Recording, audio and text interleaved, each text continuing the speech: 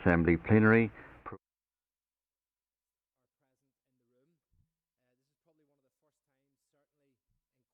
Considerable length of time that three committees have come together for the one meeting, and just for a few minutes in terms of background for that, and I suppose as to some explanation as to why I'm chairing it and others aren't. Because we're taking evidence today from Executive Office officials, they were required to be invited to our committee, and then the Economy Committee contacted us and asked us if they could join into that, and then further to that the Finance Committee as well. And as a result of that, what we will do today in terms of asking questions to the witnesses in both sets, the officials in your various departments or various committees, if you just as normal as you would indicate to them to speak at a committee, if you can let them know as normal. And then what we can do is I will seek somebody from the Executive Office Committee to speak first and ask questions.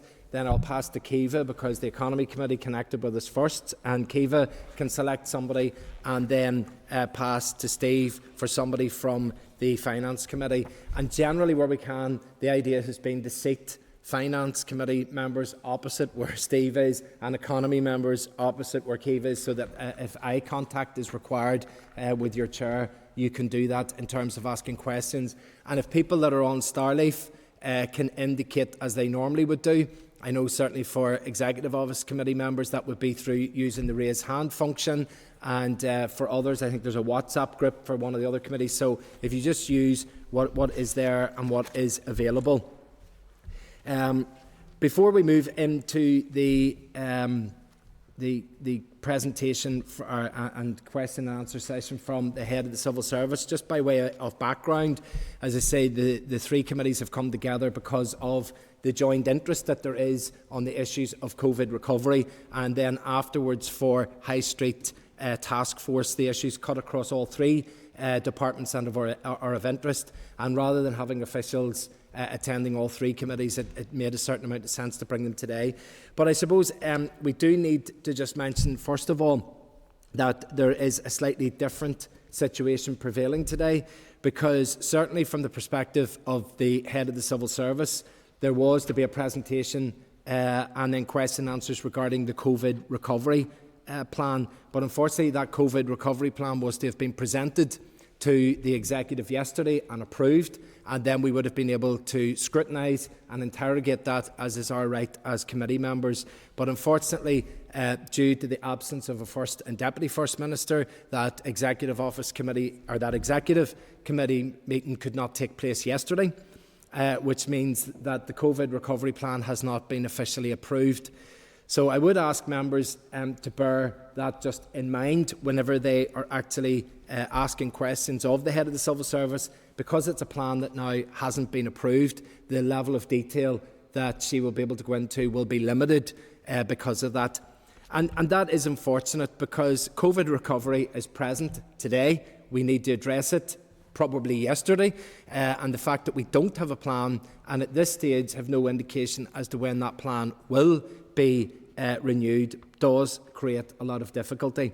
And also from some of our committee's perspective, tomorrow there was to be an Executive Office or an Executive Committee meeting that would have addressed a number of restrictions and the easing of them. So, for example, close contact services back to non-appointment stage, live music for the live music industry would have been permitted again, overnight stays would have been approved for youth services for residential starting in the 1st of July. They now can't be approved tomorrow, like the COVID recovery plan, which means that we are not going to be able to have those things for people, and I think people will be upset. So I hope that we can all work together today. I think it's important that we send out a message to the public that we all can come together, that we can work, we can deliver for people, and that in the face of COVID and other problems that there are out there, that we can actually try and do our best to reassure people and to get some resolution to the issues that they face. So I'm going to ask we have Jenny Piper, who is the Interim Head of the Civil Service, and she has been joined today by two of her colleagues. One is Karen Pearson, who is the Director of COVID Strategy and Recovery, and then also Mr. Paul Grockett, who is from the Department for the Economy. And we will bring them up into the spotlight, and our other members will move down into the audience. And we'll pass over to yourself, Jenny. I did, when I was chatting to you yesterday, say that I would see you 8 times today in the chamber. It'll only be 6 because I can only see 6 screens. But I'll pass over to yourself to do your presentation, and then we can move to questions. Well, thank you very much, Chair. As I said to you yesterday, I would have welcomed over the past 8 months having been the ability to clone myself 6 or 8 times to deal with the scale of the challenges. But I'm very grateful for the opportunity today to brief not only the TEO committee, but also the DFE and DOF committees on the work of the COVID task force. And as you have mentioned, my colleagues Karen Pearson and Paul Grocott from DFE are here in support. Paul, obviously, with the detailed expertise on the economic recovery, and Karen has been the lead official within TEO for longer than me on all aspects of COVID and the pandemic. So I hope members will understand that there's a fair amount of the detail I will probably defer to them during the Q&A. But just as an introduction, I do want to say a little bit about the work we've done, and Chair, you've already indicated that I'd hoped at one stage that we would be able to give you a full presentation on the COVID recovery plan, and we're not quite there yet, but I hope I'll be able to give you a flavour of the work that we've done, because no one doubts the scale of the challenges that the pandemic has presented, and the fact that we are still operating in an ever-evolving situation. We've had great progress with our vaccination programme, but we know some of the new variants that have emerged do continue to pose a significant threat, and we need, in planning for the recovery, to be able to flex and change as some of those external factors may change around us as well. But I think the emergency response to the pandemic has taught us a lot in the civil service and beyond with all of our stakeholders. It's taught us a lot about collaborative working, about agility, and about how we can demonstrate success when we get it right. And a lot of those lessons from COVID are going to be really important as we move through recovery. Ministers will, and elected representatives will know that on the 2nd of December, the same day that I was appointed as Interim Head of the Civil Service, First and Deputy First Minister announced the creation of the Executive COVID Task Force. And 3 months later, on the 2nd of March, we published our document, the Pathway Out of Restrictions. And essentially that pathway set out 3 steps. The first was all about lifting the restrictions, about relaxing many of those restrictions that we've all now come to live with. And the idea was that lifting the restrictions was really the first step in building the foundations for any recovery. The second step was around short to medium term interventions that would help jumpstart longer term renewal. And the third big step in our pathway was moving to longer term aspirations through the programme for government and its focus on outcomes. And we have moved progressively through phase 1, the lifting of restrictions, in line with the public health advice. And there are further tranches of restrictions which we hope the Executive will be able to agree and lift over coming weeks if the public health advice supports it. The second stage was about those short to medium term interventions to jumpstart recovery, and that's really, I suppose, where we're now focusing in terms of our recovery strategy. And I very much hope that it will go to the Executive tomorrow. We do have a plan. I can't give you the presentation on it as yet, because I hope we'll be giving that to the Executive tomorrow, but I can take you through the key aspects of that and give you a flavour of the work that we've done and how that's emerging. I think throughout the pandemic, the Executive has been consistent in its approach in terms of the 3 guiding criteria as we've worked through the pathway. First is to really take account of the evidence, the most up-to-date scientific evidence. The second big issue has been around the ability of our health service to cope with the pandemic. And the third area has been about those wider and longer term impacts on health, on our society and on our economy. And the draft recovery plan that we're now looking at is really designed to focus again on those big areas and to implement action over the coming months through for, I suppose, a 2-year period to really focus attention on short-term immediate priorities as well as those longer-term interventions that need some planning and some initiation just right now. It's worth saying that the current 1-year funding window does not allow us for the certainty that all of us, I think, would like in terms of planning for the future. And you will be aware of the extent to which the Finance Minister has been pressing to try and secure multi-year budget agreements. So the plan, I suppose, really focuses on 4 big areas for the next 24 months. First of those is around economic growth, then tackling inequalities, the health of the population, and then on a cross-cutting basis, wider green growth and sustainability. And in focusing on those 4 areas, we are very cognizant of the emerging long-term strategic programme for government. So we are working, I suppose, to try and build a recovery plan that will dovetail over the coming months into that programme for government with its outcome focus that we have already started consultation on. Recovery is not about getting us back to where we were pre-pandemic. Rather, it's about providing a foundation for wider economic, health and societal renewal by prioritising actions, by prioritising areas of intervention, but also about doing things differently and learning the lessons around collaboration, around agile working, and around working with stakeholders, all things that help see us through the past 15, 18 months or so.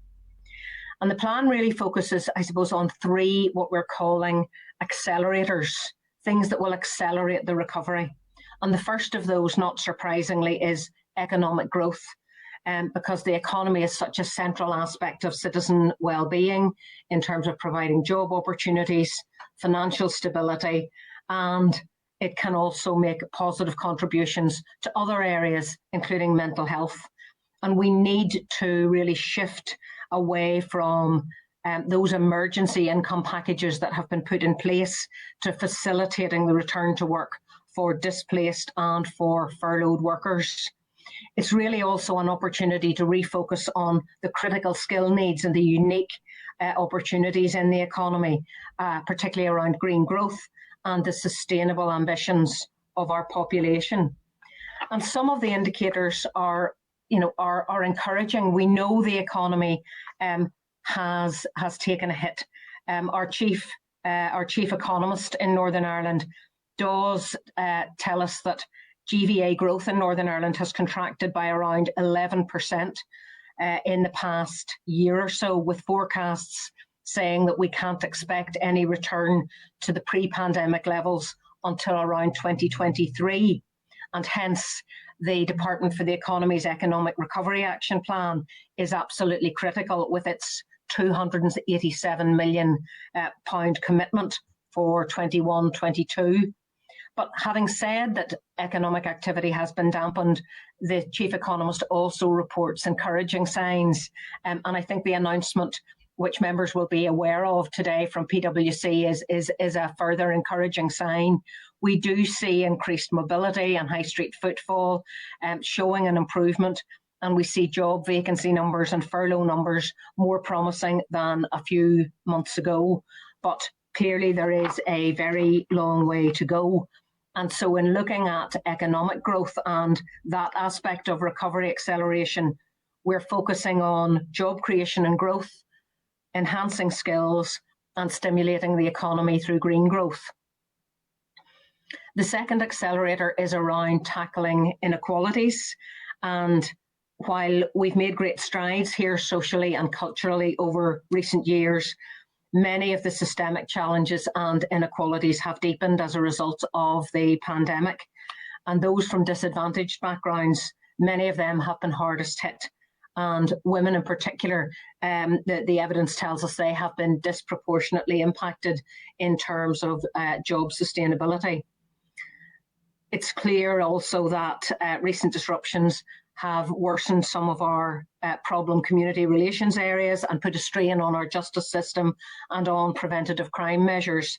And therefore, interventions looking at tackling inequalities seek to address all of those thorny issues and other areas that seek to widen and leave some aspects of our society behind. And there are three priorities when we look at tackling inequalities. First, about addressing vulnerabilities, then looking at learning recovery, enhancement and skills development, and then looking at equitable access to our health services. And that then takes me to the third big accelerator, and that is around the health of the population. And of course, COVID-19 has affected our health in many fundamental ways over the course of the pandemic and on an ongoing basis. Sadly, there are still people dying from the virus, and there are longer term impacts on our population in terms of people waiting for treatment and the as yet unquantified impact on mental health. So COVID does remain the central priority for our healthcare system through the vaccination programme, but focus is now shifting to reform services to overcome the long waiting lists and the backlogs there, and also to rebuild a resilient health and social care system. And it will not surprise any members when I say that the healthcare system is going to need very significant and ongoing support for some time to come to deal not only with COVID, but also in terms of significant investment as a priority for recovery in Northern Ireland. Many of the challenges faced by the healthcare system pre-pandemic in terms of the ageing population, the increased demand for services, the long waiting lists, the workforce pressures, and the emergence of new and more expensive treatments coupled with budget constraints, those haven't gone away, and they continue to be persistent, and indeed many have been exacerbated by the pandemic. More than half of patients in Northern Ireland, as we know, are waiting more than 52 weeks for treatment. And the health system in Northern Ireland is facing significant financial challenge as a result of non-recurrent investment over the last number of years, accumulating with the provision of less than 1% additional recurrent funding in 2021-22. We estimate that an additional 400 million will be needed in 2022-23 just to avoid cutting existing services.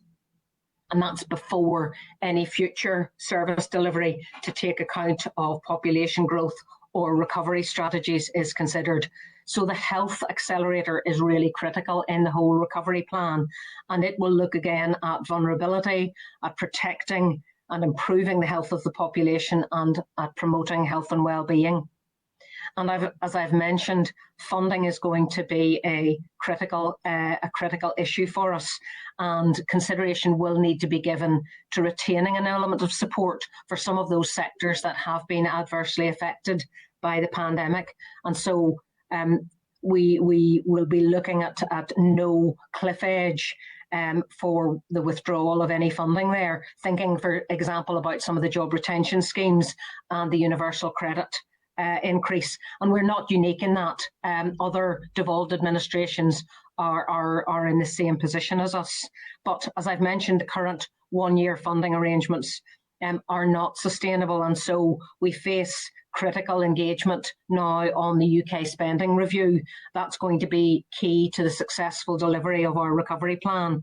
But recovery is a chance to emerge stronger from the pandemic and get focus and prioritisation around the key areas that really matter to citizens here to transform the economy, create jobs and reshape lives.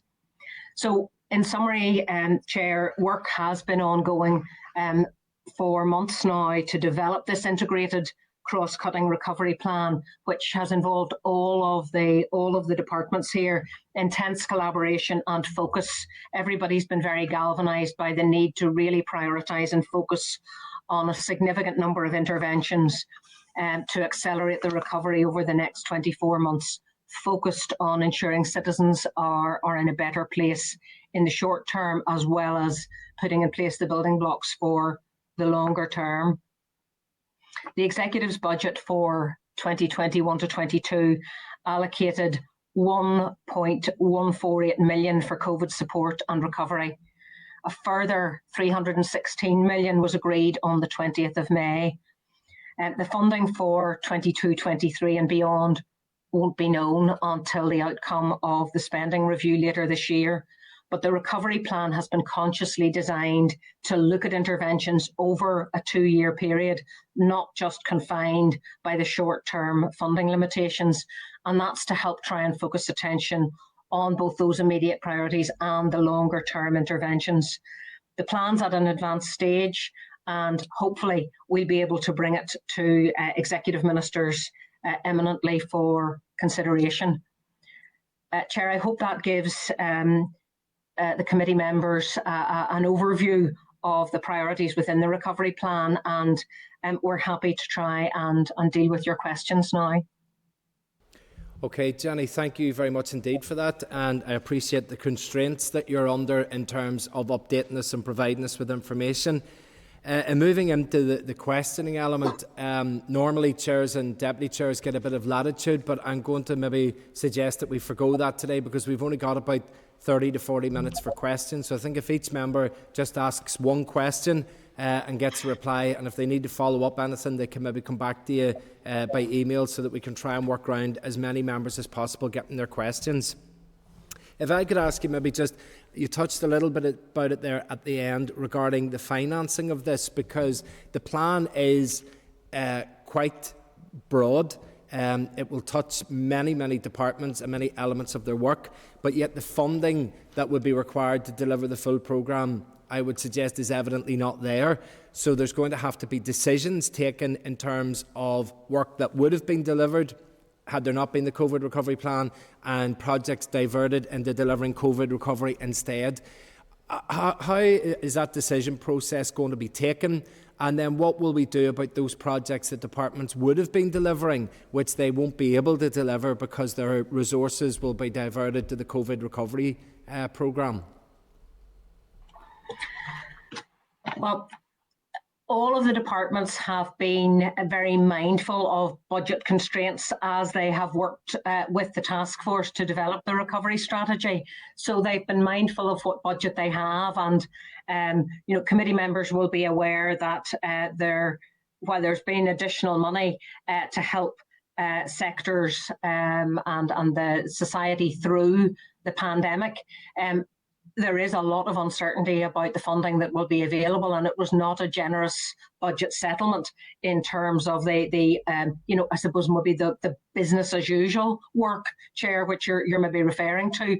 But I think one of the purposes of the recovery strategy has been to try and encourage departments to prioritise that maybe there are things that they will not be able to take forward because we're in this recovery phase. And of course, the Executive has significant ambitions in terms of the programme for government and in terms of NDNA. So it has been a very iterative process to try and agree with departments what the priorities should be. And I can't give you the granularity that maybe I might have hoped I could show you, but the purpose in going to the Executive is really to get executive agreement that these are the priority areas, these are the priority interventions, and it will simply not be possible to do absolutely everything that ministers and departments might have been doing before or might want to do now.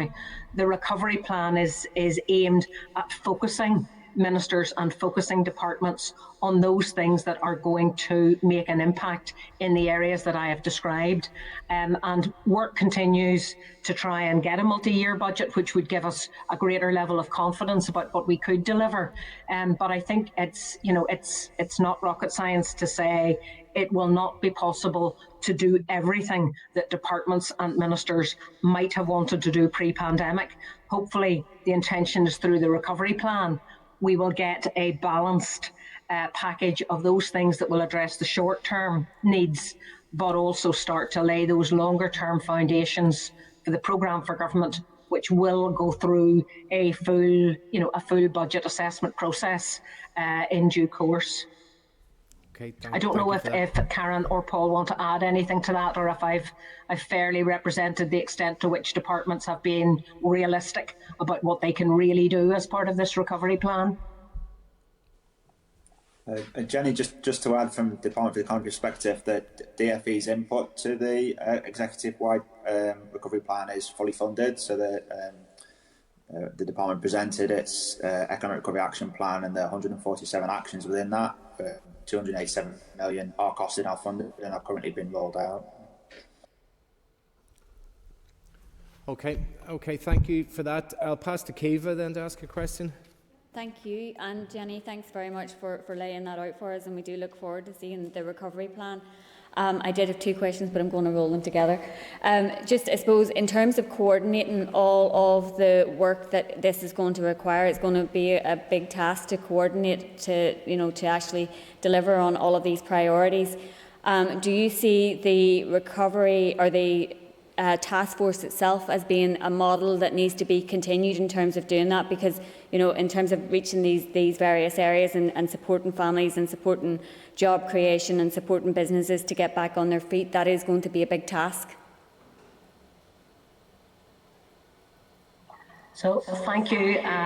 Yes, I think it's the task force that has led this work thus far, and I think we do see the task force continuing for some time to help coordinate and get momentum into the recovery, because of course we're still in the position where we haven't lifted all of the restrictions. So there is there is a glide path. We're still, if you think of that three-step model which I outlined, we're still in a process of lifting restrictions. We're still not through all of those, and of course we heard the announcement from the Prime Minister earlier in the week that there was going to be a pause even in GB in terms of lifting the final tranche of restrictions. So we're still in a process of COVID restriction and management.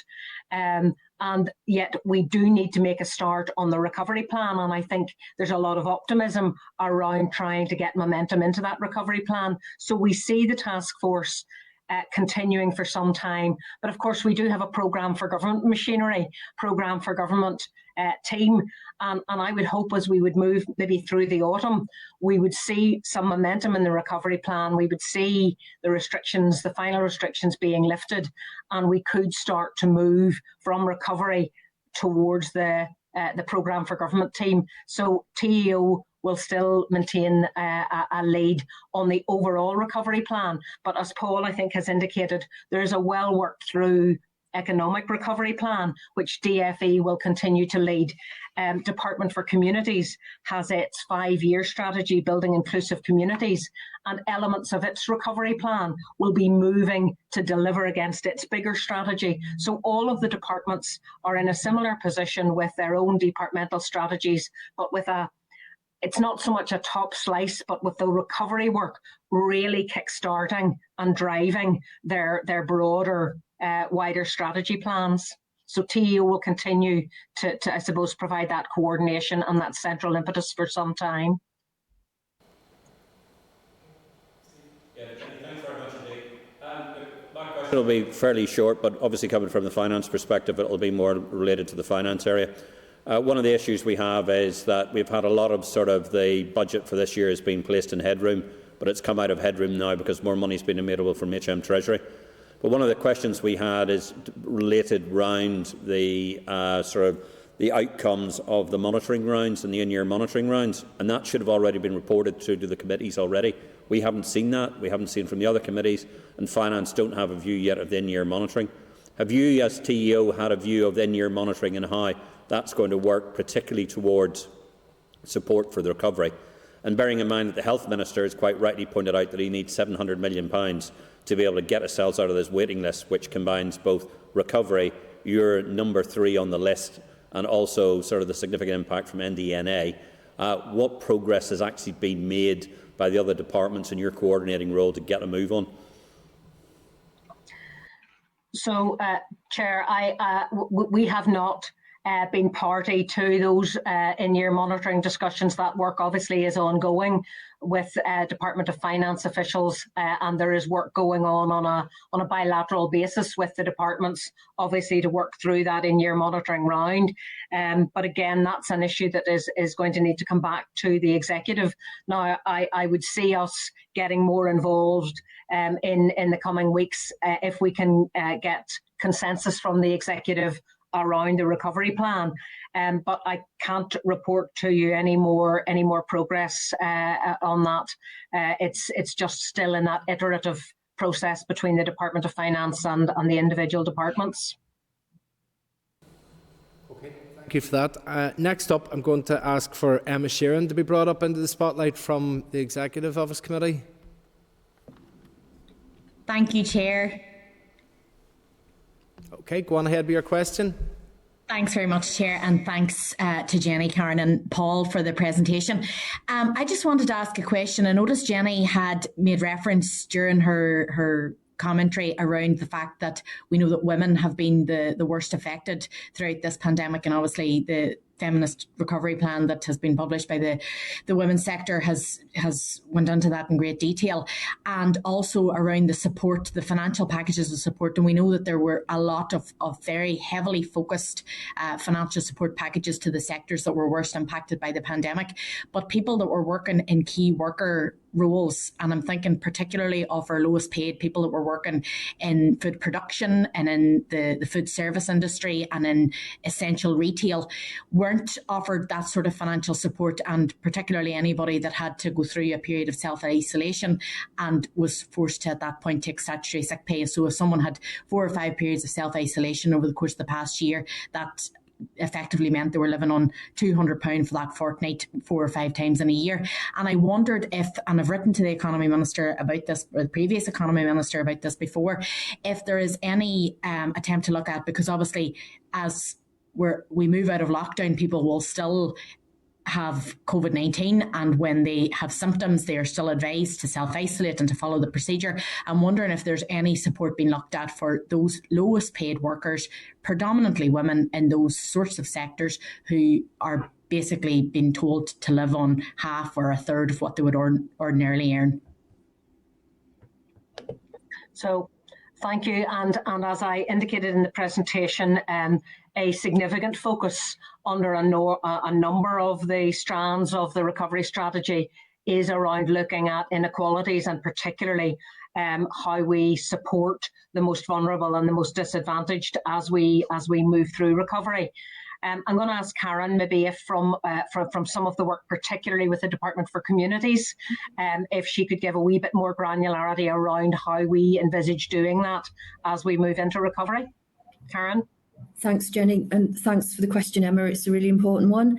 So right from the start of the response phase back in March through to May last year, there were financial support arrangements put in place for lowest paid workers, but there was an earning cap on that. So we were aware that it didn't look after everybody who found themselves in difficulties. As we move out of the current restrictions and into recovery, you're absolutely right. There will still be some people who are facing periods of self-isolation. It may not be their first. Over in England, they're doing some thinking about whether there's more innovative ways of looking after people. And we're getting alongside them, Emma, to see if there's anything we can bring back here, any learning or anything we could introduce. But it is a very difficult area, given the whole set of rules around benefits and caps and earning limits. But it's a really important point. But what we want to do is start to think about things from a citizen's perspective, and not try to slice at people's lives and really try and help in one set of difficult circumstances. We've got to look at the total situations that our citizens are finding themselves in. So are they being asked to self-isolate? Does that create additional problems for their families? What's the knock-on for learning and so on? We've got to look at these issues end to end, and that's why we think the benefit of having almost a society-wide recovery strategy is better than individual departmental plans, because we've got to look at everything from the citizen's perspective as we move through the remaining stages of the pandemic. So I can't give you a perfect answer, Emma, but we are really acutely aware of the problems that people are facing, and we want to see what more we can do. Thank you for that, Karen. I'm going to pass to Kiva to call somebody from the Economy Committee. Sinead is next in. Jenny, for your briefing. I'm really delighted to see that tackling inequalities is central to the COVID recovery. However, I do think that there is a piece missing, and it needs to get a greater, I suppose, impetus, and that is the issue of childcare. I feel that it is central to recovery. And we need to have affordable childcare, but we need childcare strategy that faces into the economy as well. I mean, it is driving our economic inactivity, it is driving our low employment figures and our low productivity figures, and yet it's not really central in any of our recovery plans. And I'm just, I would really like Jenny to give me some insight on the work that's going to be done. I think that this is a central theme that must be jointly worked with the Department of Education and with the Department for Economy, and more priority should be given to it. We've got an awful lot of vacancies within the economy that are not filled, and business organisations are desperately looking for interventions, and one of the main interventions that they're asking for is a coherent childcare policy and strategy that will address the needs of both the economy and also children's outcomes. So it's another one of those great questions that shows why we need an integrated cross-cutting recovery plan, not just something that looks at things down the traditional silos, because absolutely cross-cutting between DFE, Department for Communities, Department for Education. So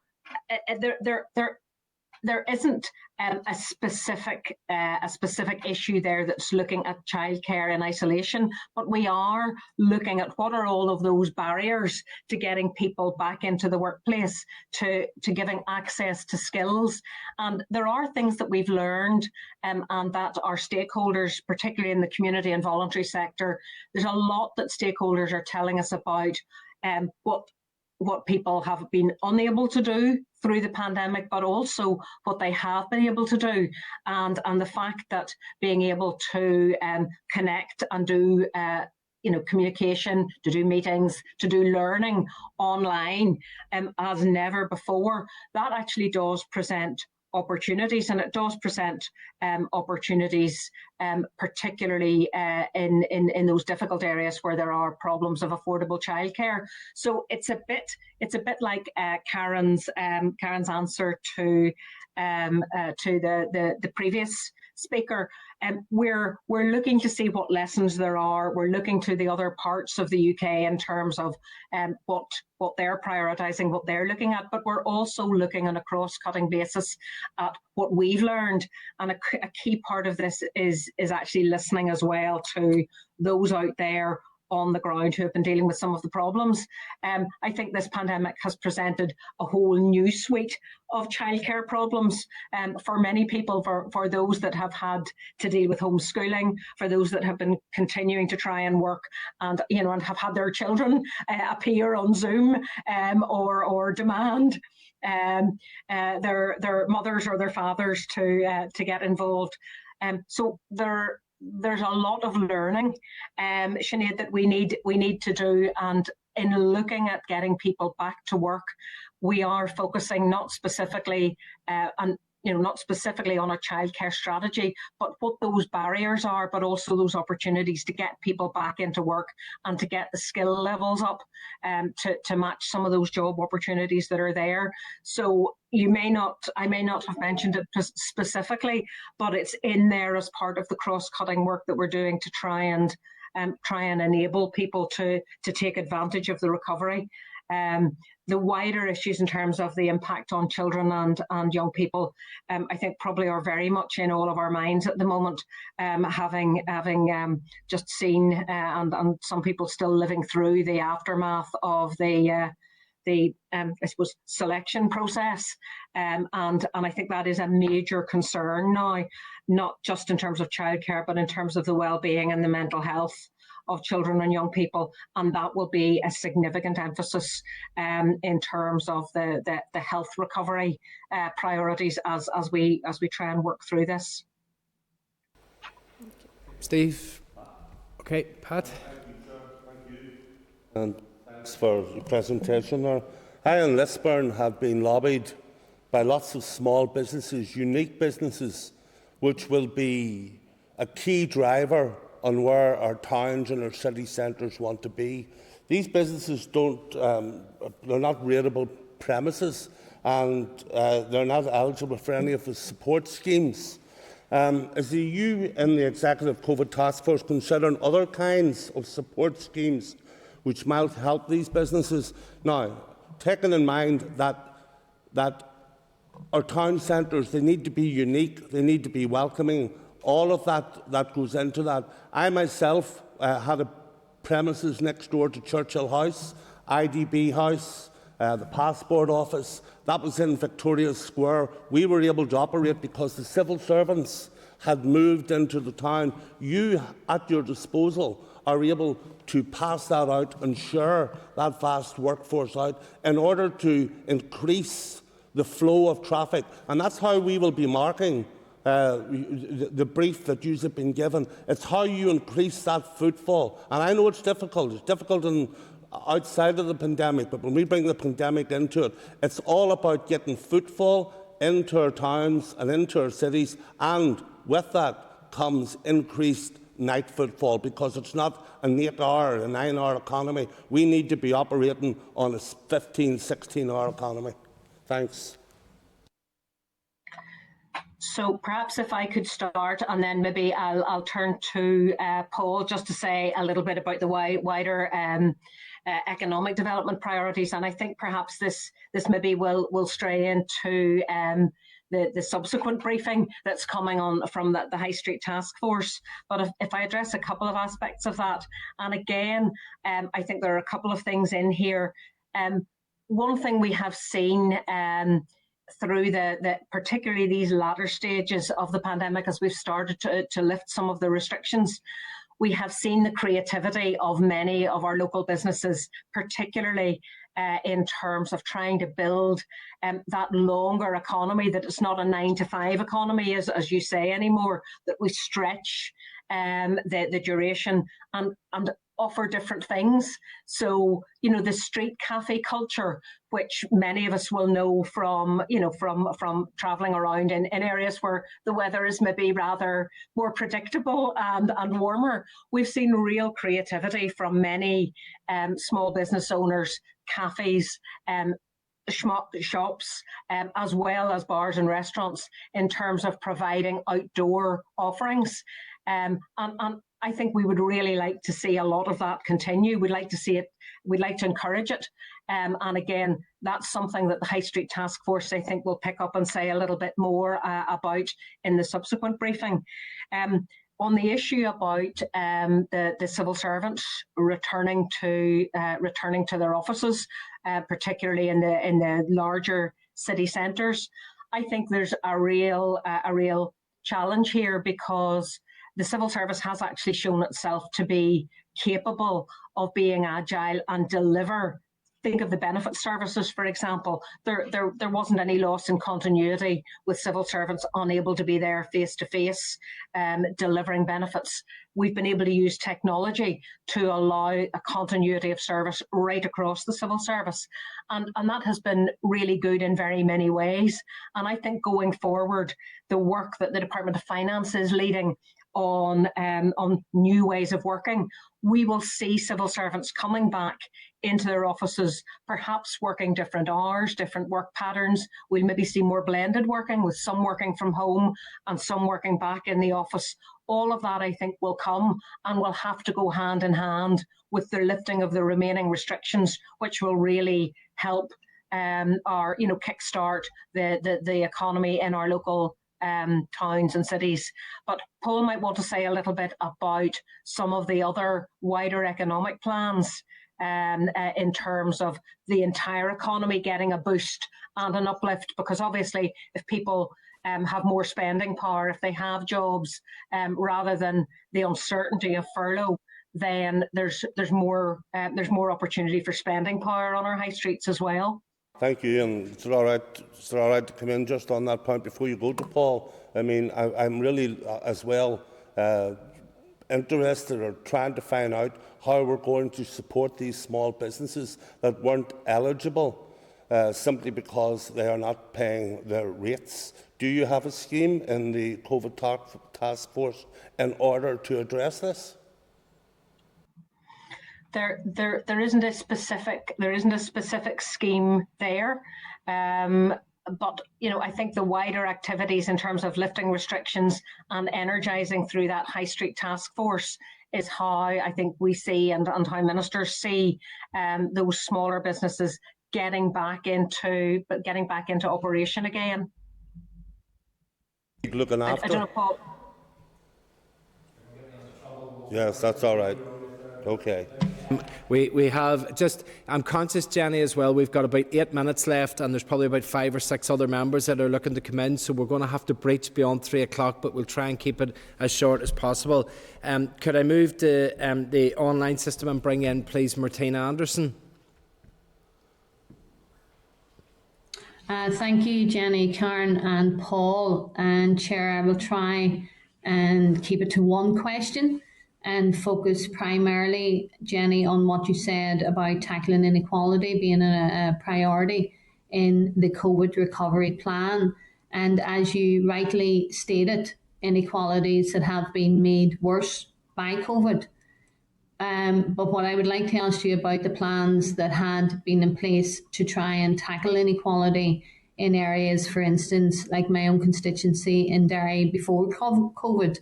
So when you consider matters that were in New Decade, New Approach, such as the expansion of Magee University and 10,000 students, where do those matters fit into the Building Back Better, the phrase that is being used in the context of tackling inequalities? And I say that as the regional inequality spokesperson for Sinn Féin, and obviously I'm quite focused on the 10,000 students for Derry. So there are many initiatives that departments are taking forward that will continue, that aren't a specific part of the recovery plan. The recovery plan is designed on prioritising those things that we believe are needed to address many of the challenges that have come specifically because of the pandemic.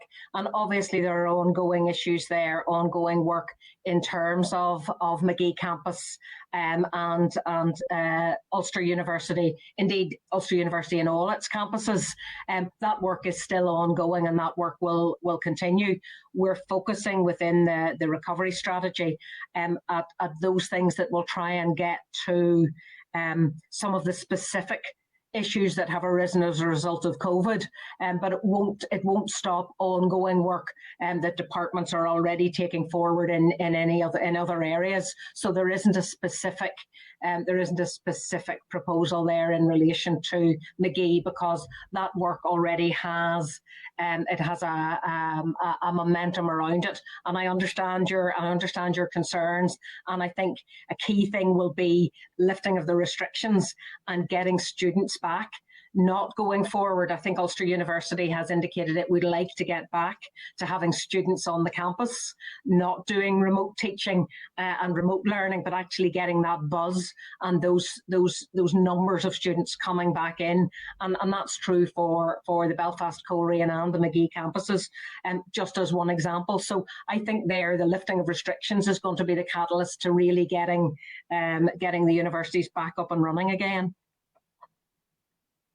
Okay. Well, I suppose from our point of view, Chair, just that we're trying to stop the brain drain from going elsewhere, and we're trying to both attract people into the city as well as keeping students in the city. So listening to you, and I can understand, of course, we have to address the implications of COVID, but we also have to make sure that those inequalities and matters that had been identified before COVID aren't actually pushed to the back of a queue.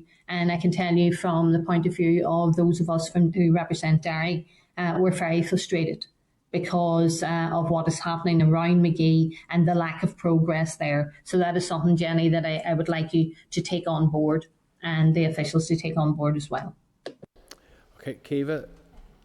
Bring John O'Dowd into the spotlight, please. Okay, John O'Dowd, please, into the spotlight for a question. Hello, and thank you to everyone for their presentation and answers thus far. Jenny, you've talked about an integrated recovery plan and the need for priorities to be set.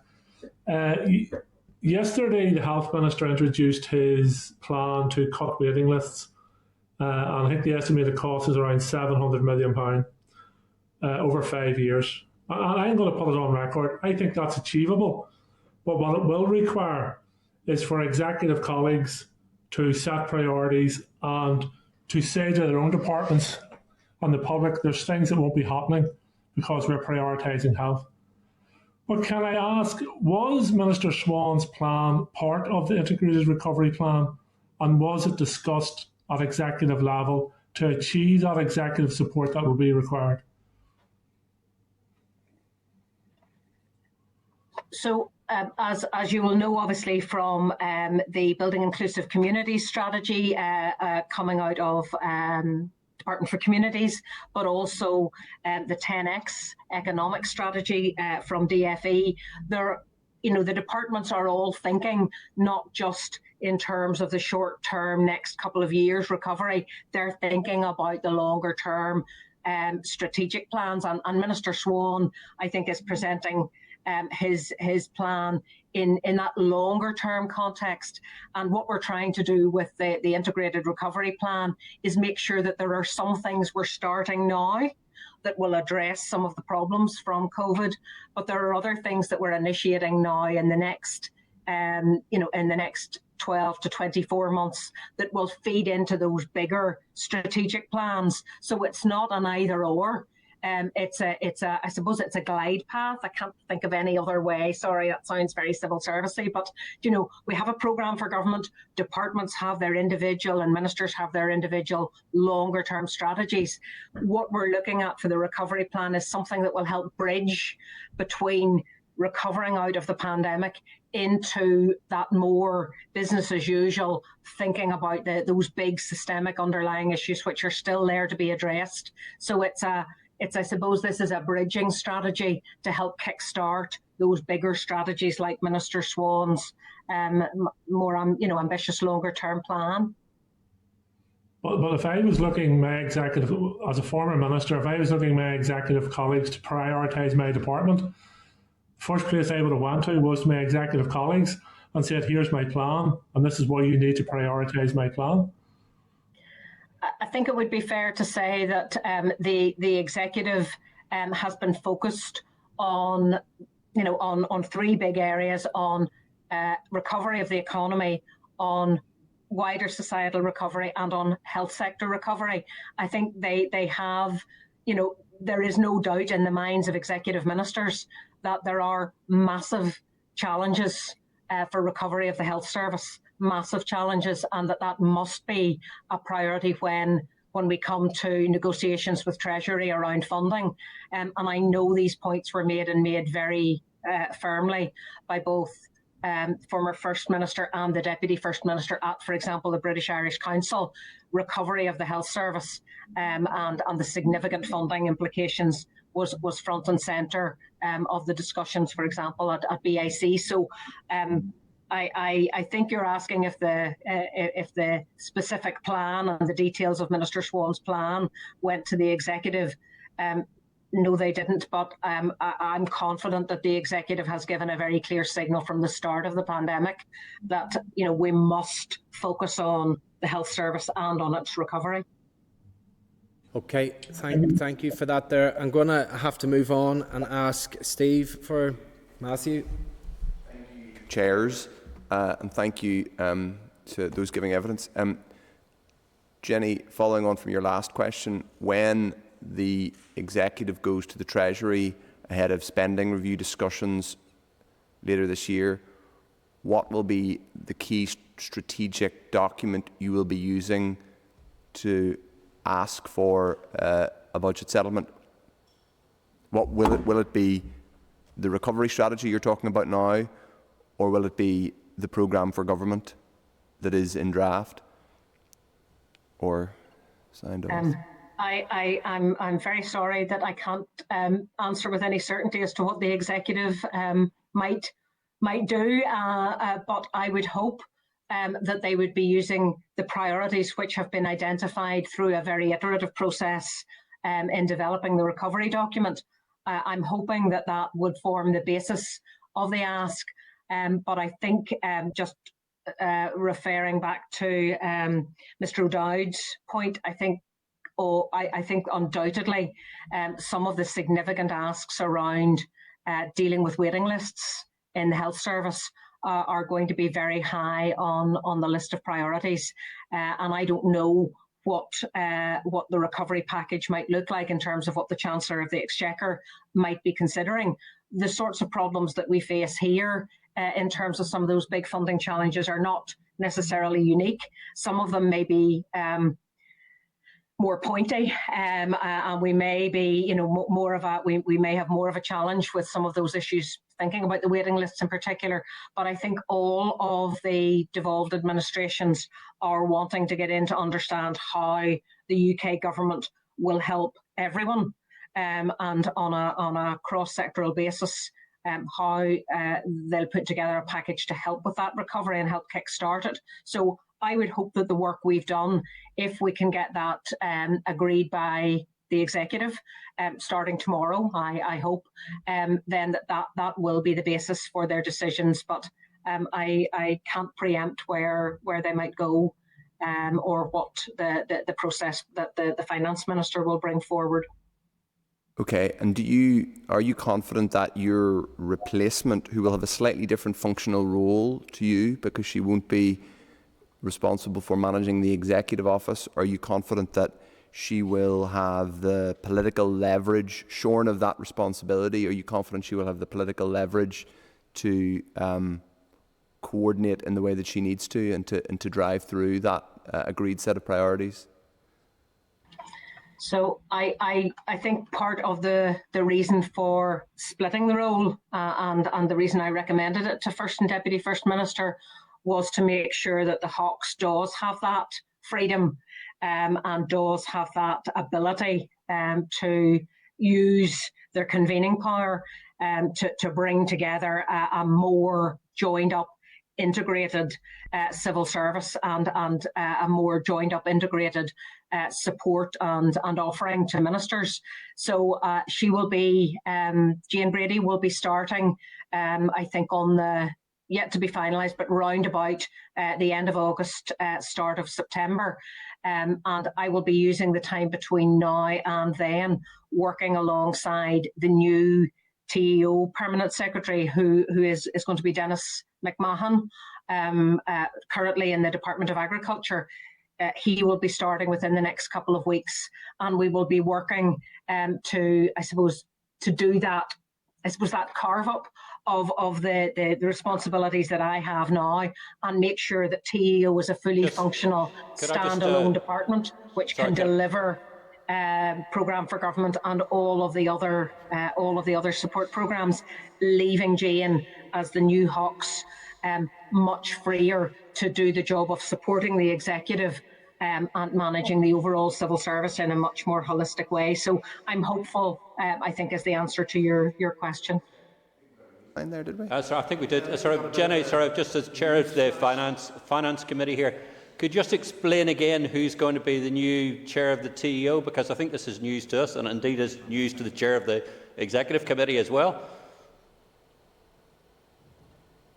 So the First and Deputy First Minister were consulted. All ministers were consulted, and permanent secretaries were invited to offer expressions of interest.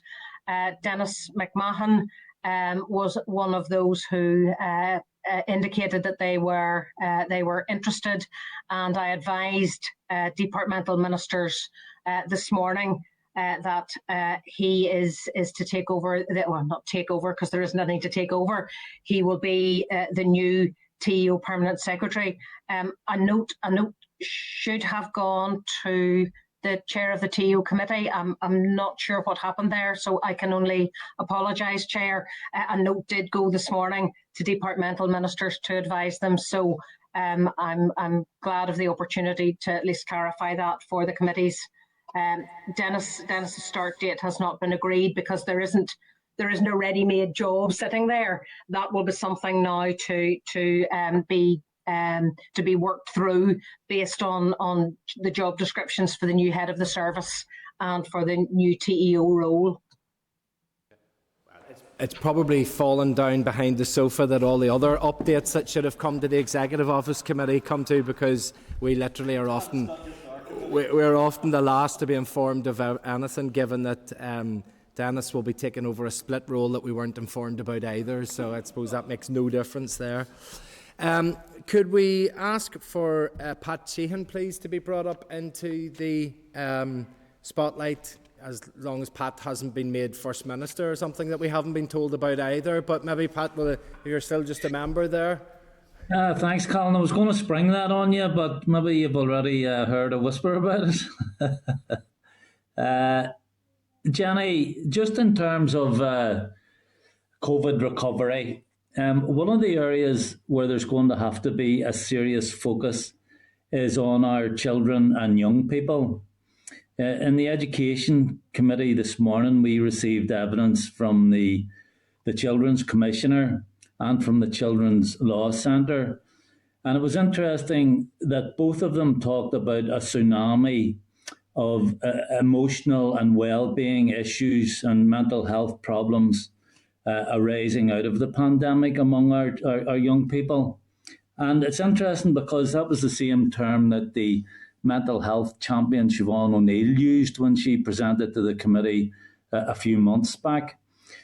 And I mean, despite having asked it's now the former Education Minister about putting in place a comprehensive, integrated and cross-departmental plan to tackle the problems that are going to be the result of the pandemic, nothing serious or comprehensive has so far been done. So in terms of recovery, if our young people can't recover from what has happened, we're going to face serious problems for many years to come.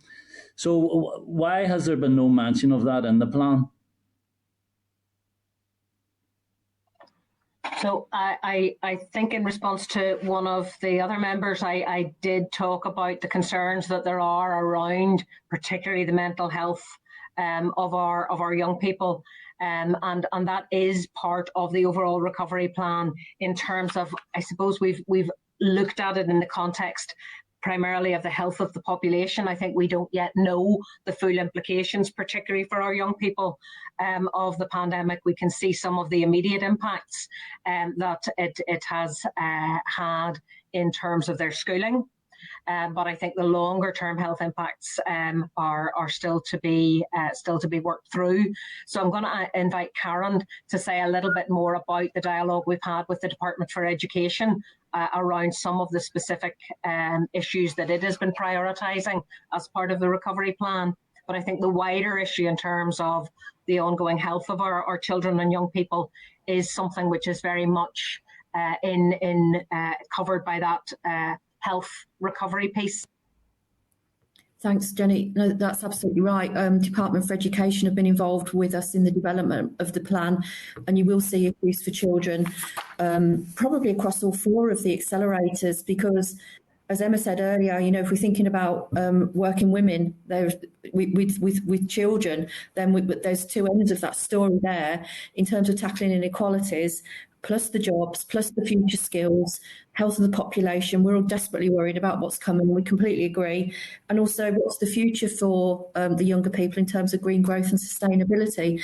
But I just want to assure you that conversation that we've had at official level throughout this is to constantly remind ourselves that in a programme for government timeframe, which is normally about 10 years, today's 8-year-olds that are going back into school are the adults in that timeframe.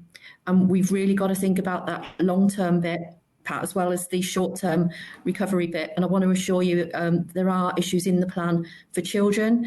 The executive was always concerned about this and had a couple of updates on issues for vulnerable children that had been worked on jointly from Department of Health and Department for Education. And it's been a regular discussion at executive. So it will not be lost in this. And if we have to raise the profile a bit higher, then we will do that.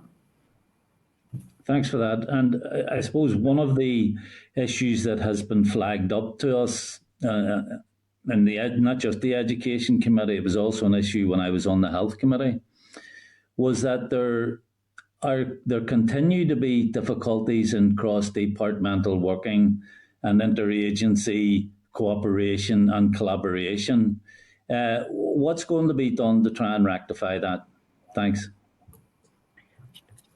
I think that's why we need this plan. Otherwise, we'll have a series of departmental plans that will all be really, really good at tackling specific issues. The purpose of the plan, absolutely, our core brief was to produce a plan that would drive collaboration. And as Jenny said at the outset, one of the things we've learned from COVID is that we're better when we work together. And that's also how we'll deliver best on a future programme for government. So it's my driving motivation is to get departments together. And so far, that's what we've seen in the development of the plan, people talking across departmental boundaries and really thinking about outcomes for citizens. Because if it's not about that, then we've lost the point somewhere. So we would completely agree with the importance of what you've just said there. Okay, thank you. I think just if I can just add to that by saying part of the reason for splitting the roles for the head of the civil service and a separate permanent secretary in TEO is to give greater emphasis to cross-cutting working and to breaking down those silos. It's challenging given the 5-party mandatory coalition structure that we have. It is challenging with ministers having their own agendas.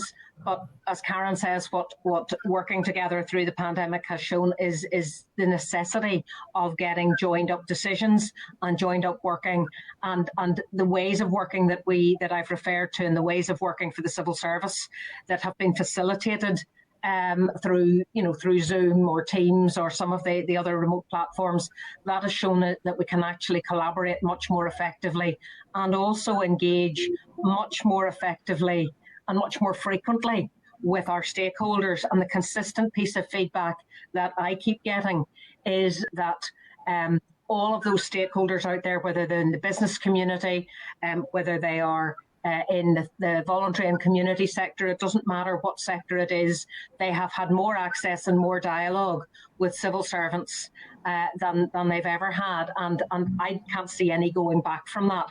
I think we want to continue to make sure that we're working much more closely, not only across departments, but also with wider sectors who have such a critical role to play, particularly when it comes to some of these children, these issues for children and young people. So I think splitting the roles will help give a greater impetus to that as well.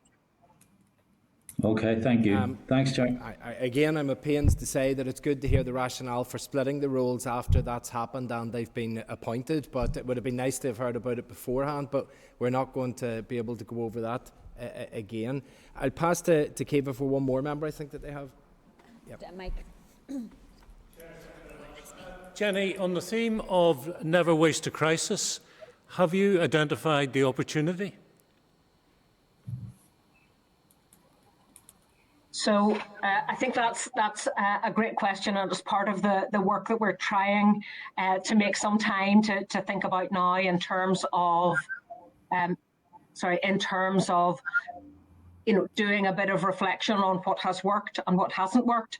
I think I've referred to a couple of the things in terms of the opportunities that we're seeing across the civil service to work in different ways and in more agile ways. But I think the same is true right across economy and society.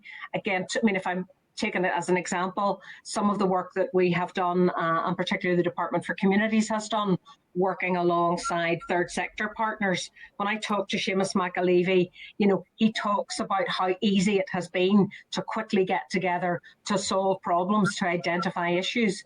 If I look at some of the challenges that we've seen at interface areas, I think about how quickly we've been able to pull people together, all of the people who we think are needed to help solve the problems.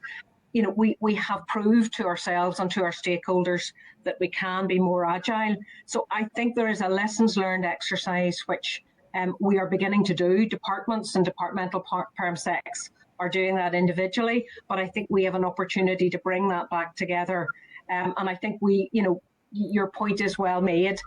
There is learning and there is positive coming out of how we have worked through this pandemic, and we don't want to lose that.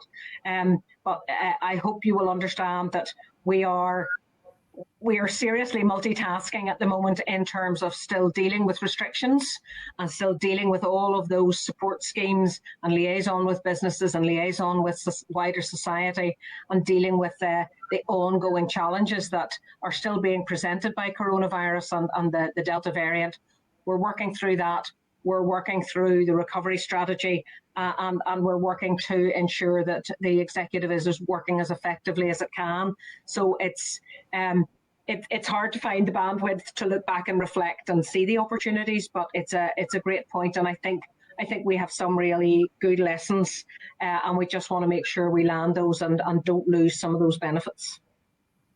Thank you. I think lessons learned and opportunities identified are two separate things, but on a continuum, and I wish you well. Thanks, Jenny. Thanks, Chair. You're very welcome, Jenny, and I now recognise you as well too. I have never actually met you before, so it's a good opportunity. In this respect, Jenny, that you talked there about inequalities earlier on, and that one of the accelerators again too is the health service. And it's very often easy to identify inequalities if we talk about background or if we talk about women or things of that nature. But I'm actually referring here to a geographical inequality as a representative for West Tyrone and the most westerly part of West Tyrone as well. Now, we're confronted just exactly with the same waiting list as everyone else in the north of Ireland. But over and above that, whenever it gets down to some of the delivery of other basic services and so on, that inequality exists as well. I think just of an accident that we had there just a number of years ago in my own area, and that the ambulance had to come all the way from Ballyshannon, almost 40 miles, to deal with that person at that time of a very serious accident. So that's an example of the kind of inequality that exists geographically. And I wonder to what extent that in addressing these inequalities, is it that integrated, that where it embraces all of these other services and integrated with provision as well too within the Republic of Ireland, where without doubt in this case it just highlights how much we're dependent on each other. So as I think I've said, the recovery strategy will not be able to deal with everything, and some of those inequality issues that you refer to, those are clearly those are long-standing and systemic issues. And you'll be aware that the funding model that the Department of Health currently operates within is widely recognised as not being fit for purpose, particularly when we think about the critical importance of long-term investment. So some of those challenges that you refer to, will they've been exacerbated perhaps by the pandemic, but they will need to be dealt with in that longer term and primarily through the programme for government. I think in terms of some of the other inequality issues, one of the interesting pieces of work that has come out of the Department of Finance looking at new ways of working is some of the work that has been done around establishing these hubs, civil service hubs, outside of the main population centres to try and facilitate people working at home and close to home. And establishing centres or hubs that will be operational on an ongoing basis so that people aren't necessarily having to travel long distances from home to work, say, in the centre of Belfast or within the Stormont estate. So that those hub projects, I think those regional Connect 2 hubs are being developed to try and help bridge that gap. So I know it's not answering the specific question about the health inequalities, and I understand the example you gave around the ambulance service, but those are longer term systemic problems that the programme for government will address in the wider context of long term recovery. But in the shorter term, there are some things that I think we can do in terms particularly of how public services have been delivered to perhaps rebalance the location of some folk delivering some of those critical public services. I understand just the position in relation to hubs and so on, but unfortunately, that very often it's underpinned by the fact that people are travelling to Belfast, and this is justifying, we'll say, the development of a hub, whereas in many ways I don't think it should just be based on that kind of long-term travel. But I make the point again too that there are other services and that should be located within rural areas where it isn't dependent on service the greater number of people that very often underpins what happens in terms of location of services in the more urbanised areas or in the cities. Thank you. It's Kiva here again, and I want to return to the childcare issue. The childcare strategy is kind of this nebulous thing that has been in development for a long time, and there's a fair bit of frustration around that. It sits primarily with education, and obviously there's child development and early years education, so understandable in some ways, but affordable and accessible childcare is very much an economic issue, particularly in terms of removing barriers and particularly for women. So do you think we're looking at childcare in the right way? And is it time for a different approach now as part of the recovery for the development of the childcare strategy?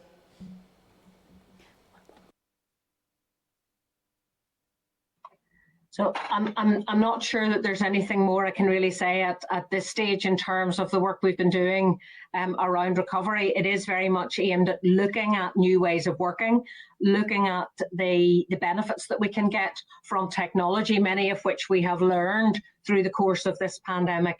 But also the focus that I mentioned, and I think Paul referred to as well, in terms of the emphasis on skills and preparing people more for the workforce. I'm not in a position, I'm afraid, to comment in any more detail about the specific, childcare strategy and strategies that are there with the Department for Communities and so on, because those are ongoing strategies. I know we will try within the recovery strategy to prioritise those things that are barriers to people fully participating in the workforce, and but also opportunities and enablers to get people back, particularly those who have family and caring responsibilities.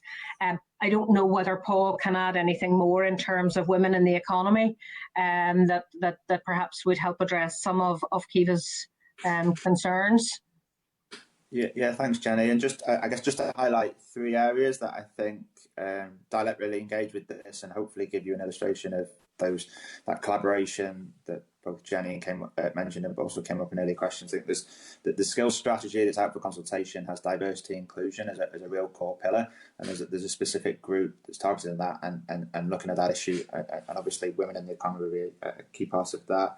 There's a programme of work that's looking at women in STEM that you'll be familiar with, Kiva, and that is bringing in colleagues from the Department for Education about how do we get more women in the economy, particularly working in these STEM areas. And then there's a separate collaboration with partners in Belfast City Council at New Beginnings, which includes women but also neurodiversity. Again, specifically looking at how do we get women that either fallen out of the labour market or in different jobs into those 10x types of jobs that we've talked about in previous economy committee sessions. So there's a lot of work happening within economy. All of that is highly integrated with colleagues across different parts of the departments. And thanks, Jenny, Karen and Paul, for your information so far. My question relates around the executive and the effectiveness of the COVID recovery interventions to date. For example, LRSS and obviously the business rates holiday, which is obviously now going on for the second year. So that'll be 2 years of no rates for businesses. What's been the effectiveness of that? Obviously, we all know on the ground, but what's your assessment of that? I'm not in a position to talk, I suppose, in a lot of detail about the LRSS, but I think Paul might be able to say a little bit in terms of, the numbers of businesses that have been helped. I think it's easy to think about the counterfactual in terms of if we hadn't had the LRSS, if we hadn't had those support measures in place, how much worse the economy would be. And I don't know to what extent the chief economist or the Department for the Economy has made an assessment at this stage, other than just the numbers and the amount of money that has been provided. I hope I'm not giving you a hospital pass there, Paul, but I know that there have been some work done by Shane and the team in DFE around the impact of the schemes. Yes, it's LRSS was delivered by colleagues in finance. So I don't know if they've done any. It's probably too early to do any post-project evaluation. Certainly from a DFE perspective, there were 7 schemes rolled out, close to 40,000 individuals supported, and in the region of £500 million supported as a result of those interventions. That's on top of and in collaboration with the schemes from Treasury through the furlough and the self-employed income support scheme. We've not done any detailed post-project evaluation to assess the counterfactual that what might have been, but certainly through any engagement that we've had at official level or at ministerial level, the feedback from trade bodies and individual businesses is overwhelmingly positive, that it was game-changing for them, that they wouldn't be here, they wouldn't be in business, they wouldn't be able to bounce back into this recovery phase if it weren't for that unprecedented levels of support.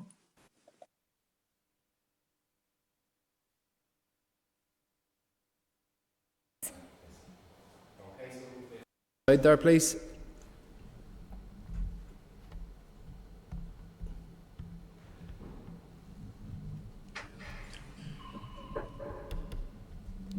Do you want to just maybe ask her? There you go. Yes, John, do you want to go ahead there? Sorry, is it me? Yeah. Sorry, it broke up a wee bit there, so sorry. Johnny, in your introductory remarks, you referred to the fact that other jurisdictions have had to revise their opening dates and plans for full reopening of society as a result of the spread of the new Delta variant. I sincerely hope that the executive is in a position to meet tomorrow or certainly this week to continue with its work and endorse the plan, if that's the will of the executive. But have you been able to take into account in the plan the spread of the new Delta variant and what impact that will have on plans for a quicker reopening, which we all hope for? So everything that we've been doing throughout the pandemic, everything the task force has been doing and all of the executive decisions have obviously been informed by the latest public health advice. I've literally just seen an email flash across my screen to say that Minister Swan is hoping to be in a position to provide an update along with the Chief Medical Officer and the CSA tomorrow in terms of the Delta variant. I think we were expecting this anyway. We were expecting to have an update this week because the in principle decisions taken by the executive on the 10th of June were all dependent on a further week of data and in particular a further look at the spread of the Delta variant. So I'm just not in a position to second guess what that briefing from the Chief Medical Officer and the Health Minister will say, but I know it's going to be critical to informing whether or not whether in fact the Executive ratifies the package that was agreed in principle last week. It is concerning. We are watching to see what is happening in other jurisdictions, and clearly it was a very significant decision that was taken by Boris Johnson not to proceed with the final lifting of restrictions. So I think there is a sense of uncertainty around the spread of the Delta variant here, and I've no doubt it will impact on the ability to lift the remaining restrictions. And I think that's got to be, the public health advice and the evidence has informed all the decision making. So irrespective of what has happened in other jurisdictions, the Executive here has been guided very much by the advice coming from the CMO and the CSA. Okay, thank you. And our final question, because of time constraints, I'm going to pass over to my constituency colleague, Jim Wells. Jenny, it would be remiss of me to say at this point that occasionally departments get things absolutely right, and we tend to be rather critical, but the LRSS team have been absolutely magnificent. And I have just this morning concluded my last case of LRSS in South Down. Every one of them has been solved to the satisfaction of the company or the business concerned. So whatever they're doing, maybe civil service generally should try and find out what their success has been in terribly difficult circumstances. I don't think I've ever been able to write to the department and say, that's the last case, folks, they're all solved and everybody's happy. I don't think that's ever happened in my 40 years in politics. But just could I ask you a more difficult question? That's not more of an assertion rather than a question. What does happen if we hit a political crisis and there is no executive meeting to sign off on the recovery plan? What level of discretion do you and your other team have to implement this, or does everything stop dead in its tracks? So I will absolutely take the positive feedback to the LRSS team and the Department of Finance, and I think it is a good reflection. It's great to hear a good reflection on a team that previously wouldn't have been delivering a grant scheme at all. So thank you for that, Jim. It's much appreciated. The reality is that decisions on the regulations and the restrictions, and indeed on the recovery plan, its priorities and its funding, those decisions must be taken by the Executive as a whole. That has always been the position, and that remains the position. So without an Executive in place, we don't have a means of moving forward, either to lift further restrictions or to implement the recovery strategy. Have you not been given any executive discretion, or your team, to carry out even the most basic aspects of the recovery plan? Well, nothing has been presented yet to the Executive. That was due to happen this week.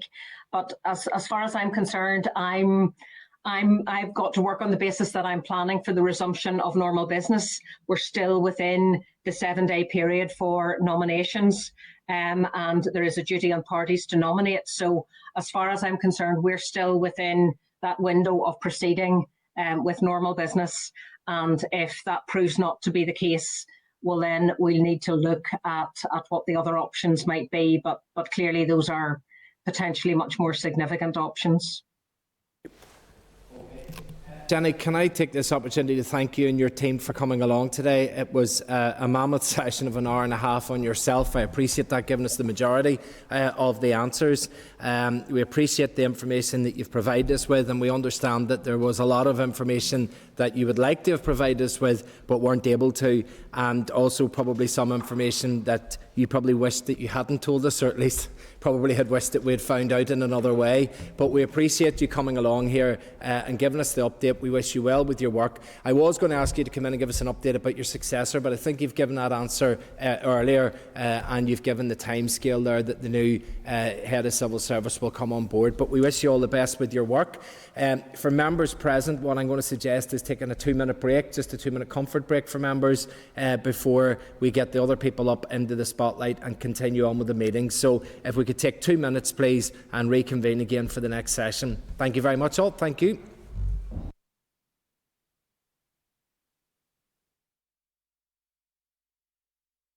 Assembly Plenary, programme signed. This is the Northern Ireland Assembly Plenary, programme signed. This is the Northern Ireland Assembly Plenary, programme signed. This is the Northern Ireland Assembly Plenary, programme signed. This is the Northern Ireland Assembly Plenary, programme signed. This is the Northern Ireland Assembly Plenary, programme signed. This is the Northern Ireland Assembly Plenary, programme signed. This is the Northern Ireland Assembly Plenary, programme signed. This is the Northern Ireland Assembly Plenary, programme signed. This is the Northern Ireland Assembly Plenary, programme signed. This is the Northern Ireland Assembly Plenary, programme signed. This is the Northern Ireland Assembly Plenary, programme signed. This is the Northern Ireland Assembly Plenary, programme signed. This is the Northern Ireland Assembly Plenary, programme signed. This is the Northern Ireland Assembly Plenary, programme signed. This is the Northern Ireland Assembly Plenary, programme signed. This is the Northern Ireland Assembly Plenary, programme signed. This is the Northern Ireland Assembly Plenary, programme signed. This is the Northern Ireland Assembly Plenary, programme signed. This is the Northern Ireland Assembly Plenary, programme signed. This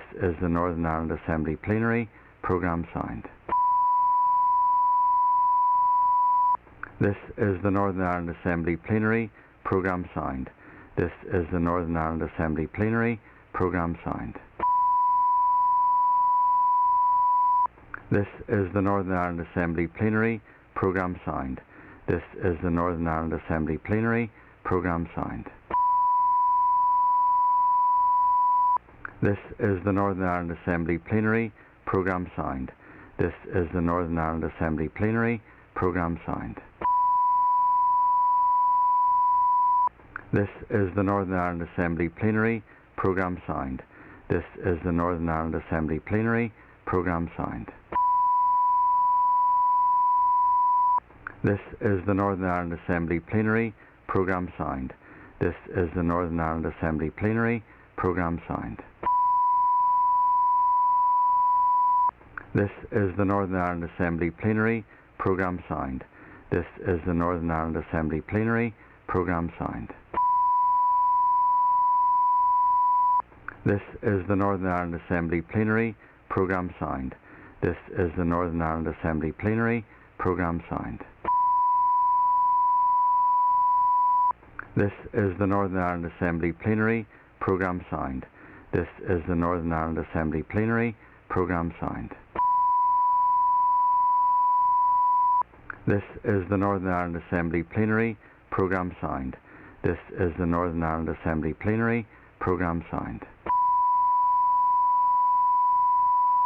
This is the Northern Ireland Assembly Plenary, programme signed. This is the Northern Ireland Assembly Plenary, programme signed. This is the Northern Ireland Assembly Plenary, programme signed. This is the Northern Ireland Assembly Plenary, programme signed. This is the Northern Ireland Assembly Plenary, programme signed. This is the Northern Ireland Assembly Plenary, programme signed. This is the Northern Ireland Assembly Plenary, programme signed. This is the Northern Ireland Assembly Plenary, programme signed. This is the Northern Ireland Assembly Plenary, programme signed. This is the Northern Ireland Assembly Plenary, programme signed. This is the Northern Ireland Assembly Plenary, programme signed. This is the Northern Ireland Assembly Plenary, programme signed. This is the Northern Ireland Assembly Plenary, Programme signed. This is the Northern Ireland Assembly Plenary. Programme signed. This is the Northern Ireland Assembly Plenary. Programme signed. This is the Northern Ireland Assembly Plenary. Programme signed. This is the Northern Ireland Assembly Plenary. Programme signed. This is the Northern Ireland Assembly Plenary. Programme signed. This is the Northern Ireland Assembly Plenary. Programme signed. This is the Northern Ireland Assembly Plenary. Programme signed. This is the Northern Ireland Assembly Plenary. Programme signed. This is the Northern Ireland Assembly Plenary. Programme signed. This is the Northern Ireland Assembly Plenary. Programme signed. This is the Northern Ireland Assembly Plenary. Programme signed. This is the Northern Ireland Assembly Plenary. Programme signed.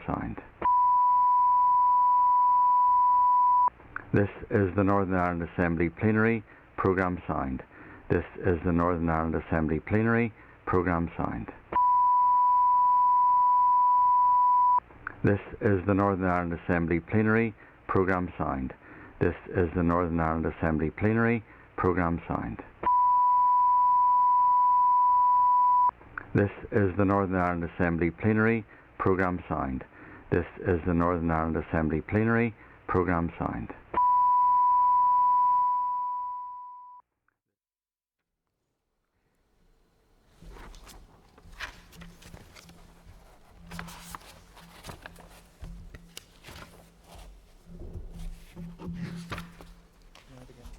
Okay, members, you're all very welcome back to the second part of our concurrent committee meeting today.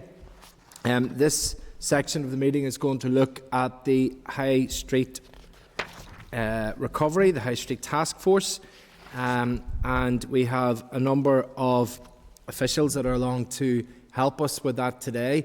We have Chris Stewart, who is from the Executive Office.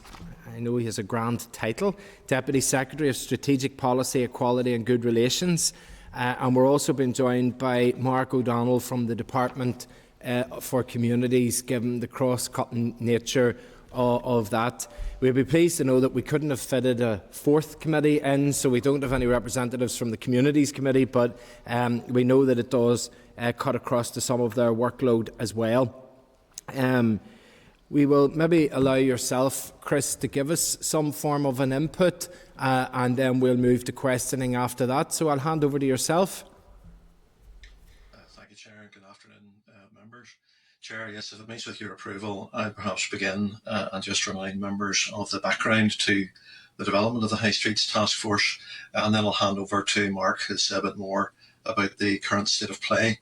And doing so, I think we'll touch on why we are a form of double act for this, and why it's important that we have very close working between our two departments on it. Members will recall that the High Streets Task Force was first announced in September of last year, and that announcement was very much in a COVID recovery context. But as we'll go on to say, the focus of the task force work is very much on issues that predate COVID and will unfortunately most probably long outlast COVID. Following the announcement, there was some early engagement at official level with the English, Scottish and Welsh task forces or equivalent bodies, and then some subsequent engagement with local stakeholders, and that included Retail Northern Ireland, CBI, Hospitality Ulster, the Institute of Directors, the Northern Ireland Retail Consortium, the Northern Ireland Chamber of Commerce and Trade, the Federation of Small Businesses, NICFA, NILGA, Belfast City Council and NICICTU. So a fairly broad spread. And I'm very grateful to colleagues from all of those organisations for giving very generously of their time in that process. One of the most pleasing things and perhaps unusual things about that very broad engagement was the very high degree of consensus amongst those stakeholders on the issues that needed to be addressed. And there was common recognition that our town and city centres face a very broad range of economic and social challenges. and that whilst the COVID pandemic has undoubtedly exacerbated them, many of those challenges are, as I said, long-standing, and they stem from things like the financial crisis of 2009, prolonged underinvestment in infrastructure, and of course changing patterns of consumer behaviour. And we've all seen very significant examples of disappointing retail announcements over the course of the last year. There was a very broad consensus amongst stakeholders that this calls for a strategic response, with departments, stakeholders and local government working in partnership to deliver a vision for sustainable town and city centres as thriving and sustainable hubs for retail, services, hospitality and the residential sector, much more of a mixed economy than perhaps the typical concept of a high street. And looking at established practice elsewhere in the other task forces, a number of elements that were common to their success. Having a long-term vision with a strategic approach to delivery, having an emphasis on local civic leadership and capacity, having a role in contributing to and influencing policy with access to ministers seen as something which was very important, a role in bringing together a range of programmes and initiatives, both new and existing, to increase synergy and efficiency, a role in the production of guidance and best practice documentation, and a direct role in delivering projects and funding schemes, although the importance of that does vary from place to place. Having considered that feedback from stakeholders, ministers then asked for a reference group to be established, and that comprised most of the stakeholders already mentioned: Retail NI, Hospitality Ulster, the Business Alliance, NILGA, SOLAS and the relevant executive departments. And that reference group was asked to develop terms of reference for the task force proper, advise on additional membership, and to examine in a bit more detail the Scottish, Welsh and English approaches and make recommendations to TEO ministers and the executive. And ministers provided a number of steers to inform the group's work and to shape the output.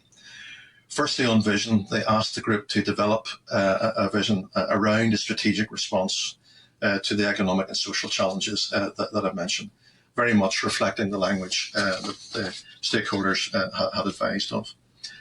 In terms of the role and function, ministers suggested that a bespoke approach should be adopted for Northern Ireland, but with a starting point of the Scottish approach as a template for the role and function of the task force here. And we'll say a little bit more in due course about how the thinking around that developed.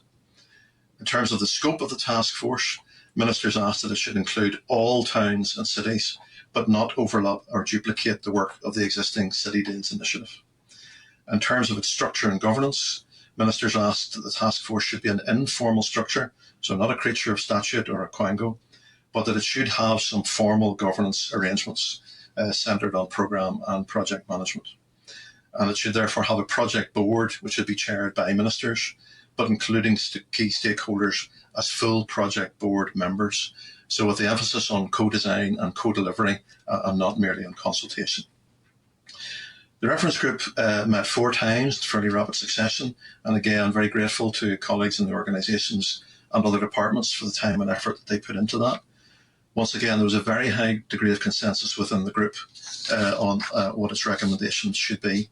Particularly grateful for the effort put in because it came at a very, very difficult time for all of those organisations and the sectors that they represent and their members. So the group then provided recommendations to ministers building on the initial steer that ministers had provided, and ministers accepted most of the recommendations in total.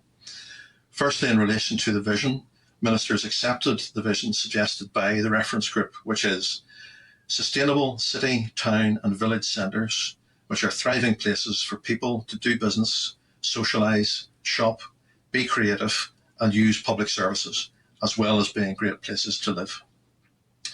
Secondly, in relation to functions, ministers considered the 5 main functions that were recommended by the reference group and accepted them, but with one important caveat.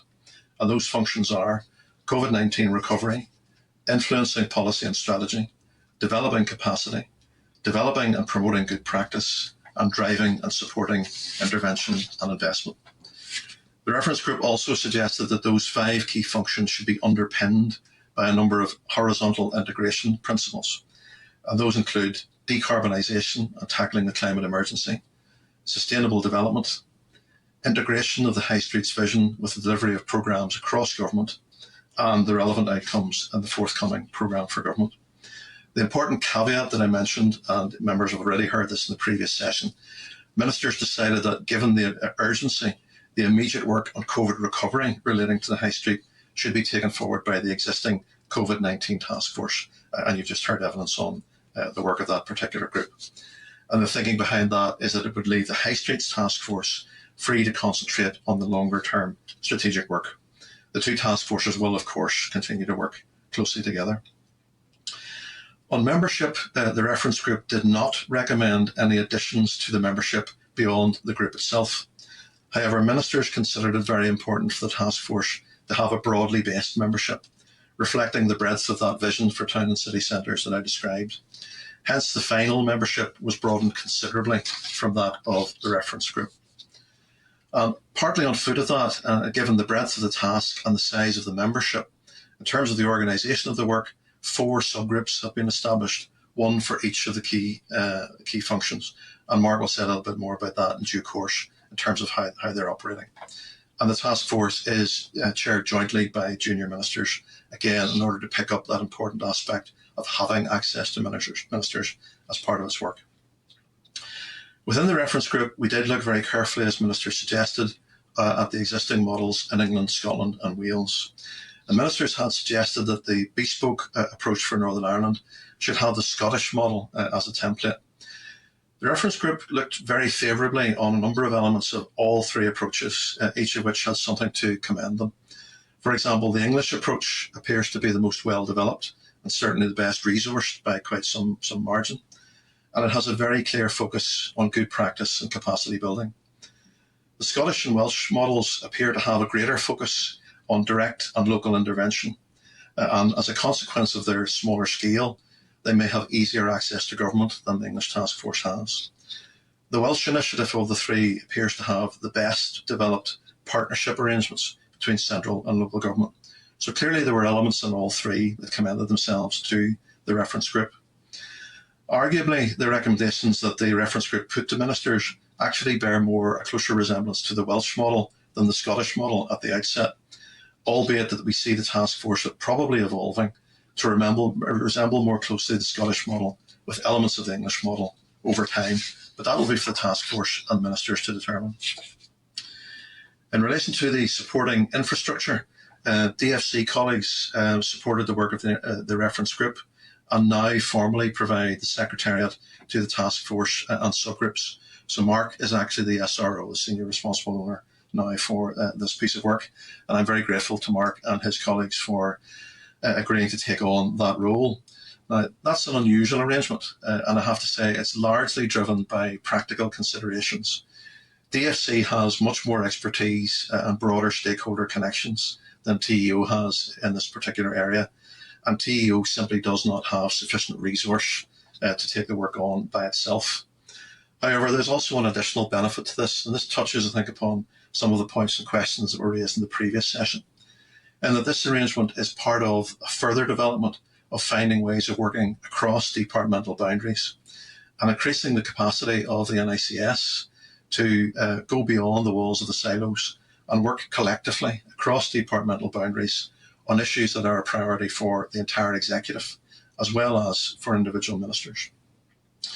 And if I talk briefly through my other hat, which is the PFG, members will appreciate that this will be extremely important going forward if we're to deliver successfully the outcomes in the forthcoming PFG, which simply require working across departmental boundaries if we're to succeed. Chair, that's a brief recap of the development path for the High Streets Task Force.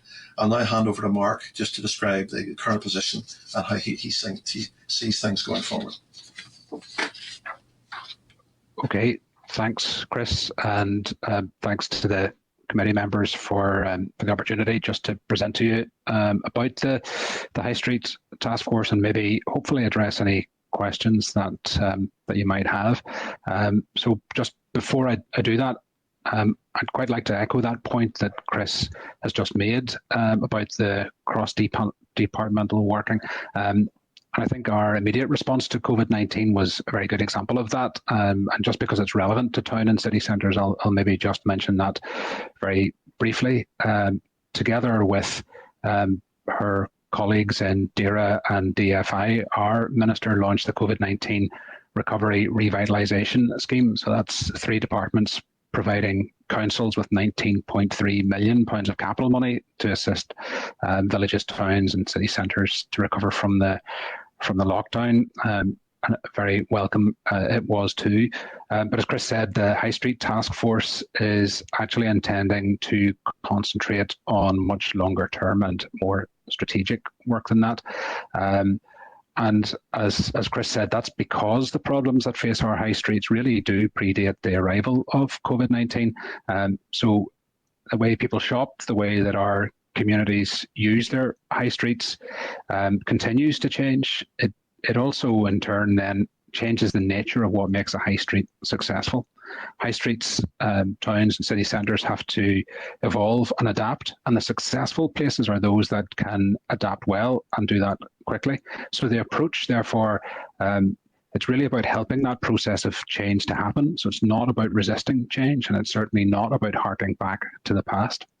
I think from a policy perspective, we need to support interventions that develop town centres as this idea of multifunctional social centres. So that means ensuring that town and city centres have people living in them, and that their homes are supported by the range of services and communities and amenities, that communities need. So it's not just about having a concentration of retail or, in fact, of any single land use. There's no doubt, though, the pandemic has had a massive impact.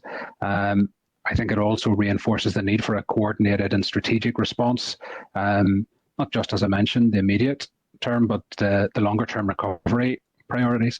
And I think this initiative, the High Street Task Force, it provides an opportunity to shift the perception of the high street away from the traditional economic model and towards the more complex one that Chris and I would both like to talk to you about. Just where we are. So as Chris said, he gave you some details of the reference group that led to the High Street Task Force that met for the first time on the 23rd of February. And that was chaired by the junior ministers. And at the first meeting of that task force, there were 4 subgroups set up: influencing policy and strategy, developing capacity, developing and promoting good practice, and finally driving and supporting intervention and investment. At that first meeting, members were invited to self-nominate to one of the 4 workstream groups and indicate if they were willing to accept the role of chair. So the membership of those subgroups has been confirmed and chairs have been appointed. As Chris said, I've been assigned the role of SRO, Senior Responsible Owner, for the project. And in May, I met with the 4 subgroup chairs, the chair of the Ministerial Advisory Group on Architecture and the Built Environment, or MAG for short, and they're providing expert input. And my senior colleagues in this department who attend and contribute and support the subgroups as they get their work underway. So since that point, all of the 4 subgroups have been convened. They've met at least once, and they're progressing work on what we're calling an issues paper for presentation at the next plenary meeting of the High Street Task Force. And at that meeting, we would expect to be able to identify synergies between the issues identified by the subgroups, and of course address any potential duplication that might otherwise emerge. We're on course to have that plenary session of the main High Street Task Force early next month. I will say the lack of a dedicated resource has been a bit of an issue for us in DFC, but I'm glad to say we've been allocated some additional funding for town and city centres, including some support to meet the costs of providing secretariat to the High Street Task Force, and I'm fairly hopeful that we'll have a dedicated staffing resource in place fairly soon. But until then, my colleagues in DFC are just going to continue to carry out that role alongside day-to-day duties, just to make sure that it keeps moving forwards. I think following the next meeting of the plenary meeting of the High Street Task Force, the chairs have indicated that the issues identified will be the basis for comprehensive engagement with stakeholders. On current plans, that looks like a short call for evidence and then a wider sort of exercise of consultation and stakeholder engagement. I have to say, we've already had a really good level of interest in the work of the task force from across a number of sectors. So I'd expect that there won't be any shortage of views and comments coming forward. Our aim, and I'm very aware that this is a challenging one, is to draw all of this together and have a report with some recommendations for consideration by ministers completed early next year. That's the current plan. So with that, members, I'm sure, like Chris, I'm happy to take any questions. Thanks. Okay, thank you, Chris, and thank you, Mark, for that. We'll start the question. I'll go off myself. And as ever, as Chris will know, I asked this question being a critical friend. I'll emphasise the friend element before I ask my question. But the area of the High Street recovery and the High Street Task Force, I've been suggesting and working with this for some time, and those that were members of BIPA will know that there was a series of work that's going back to 2016 on that. But whenever we hear about plenary, about subgroups, stakeholders, synergies, a range of acronyms, TEO telling us that they don't have the expertise to deliver it, and DFC telling us that they've got no staffing or no resource about it, can the executive stand accused of not being serious about High Street recovery? Because, you know, the businesses that are on the High Street, certainly in Southdown where I am and in other areas, are on their knees last year, the year before, and they don't need platitudes. They need action, and they need to see delivery, and they need to see an executive that is on their side and that is prepared to deliver the resources and to deliver the policies that will enable them to be able to thrive and to survive. And I don't think, from the report that we've just received from yourselves, it was fine in words, but I don't know that the detail was there to give me the confidence that the High Street Task Force is actually going to deliver. And this is a High Street Task Force that has one business owner on it.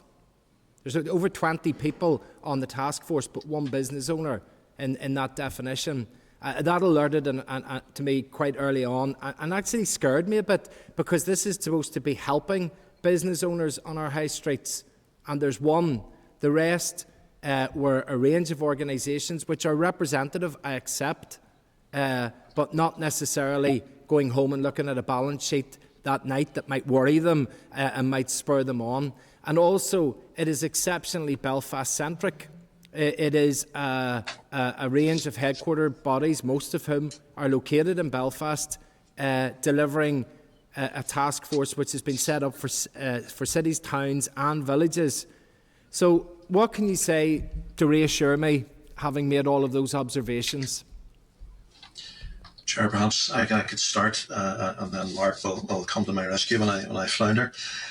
On the first part, I absolutely recognise the point you're making about delivery, and it's a point that every stakeholder and every member of the reference group and task force, I think, is made as well. I think my plea to you would be to think carefully about the timescale for arriving at a judgment on that question. The English task force, if I recall correctly, took 3 attempts to set up before it reached any sort of sustainable way of doing this going forward. The Scottish Task Force, I think, took a year to get going. In terms of the way you phrased the question, I don't think it would be right for anyone to say that the executive isn't taking this seriously. I think the fair charge is that we're not yet good enough at being flexible and responding to priorities.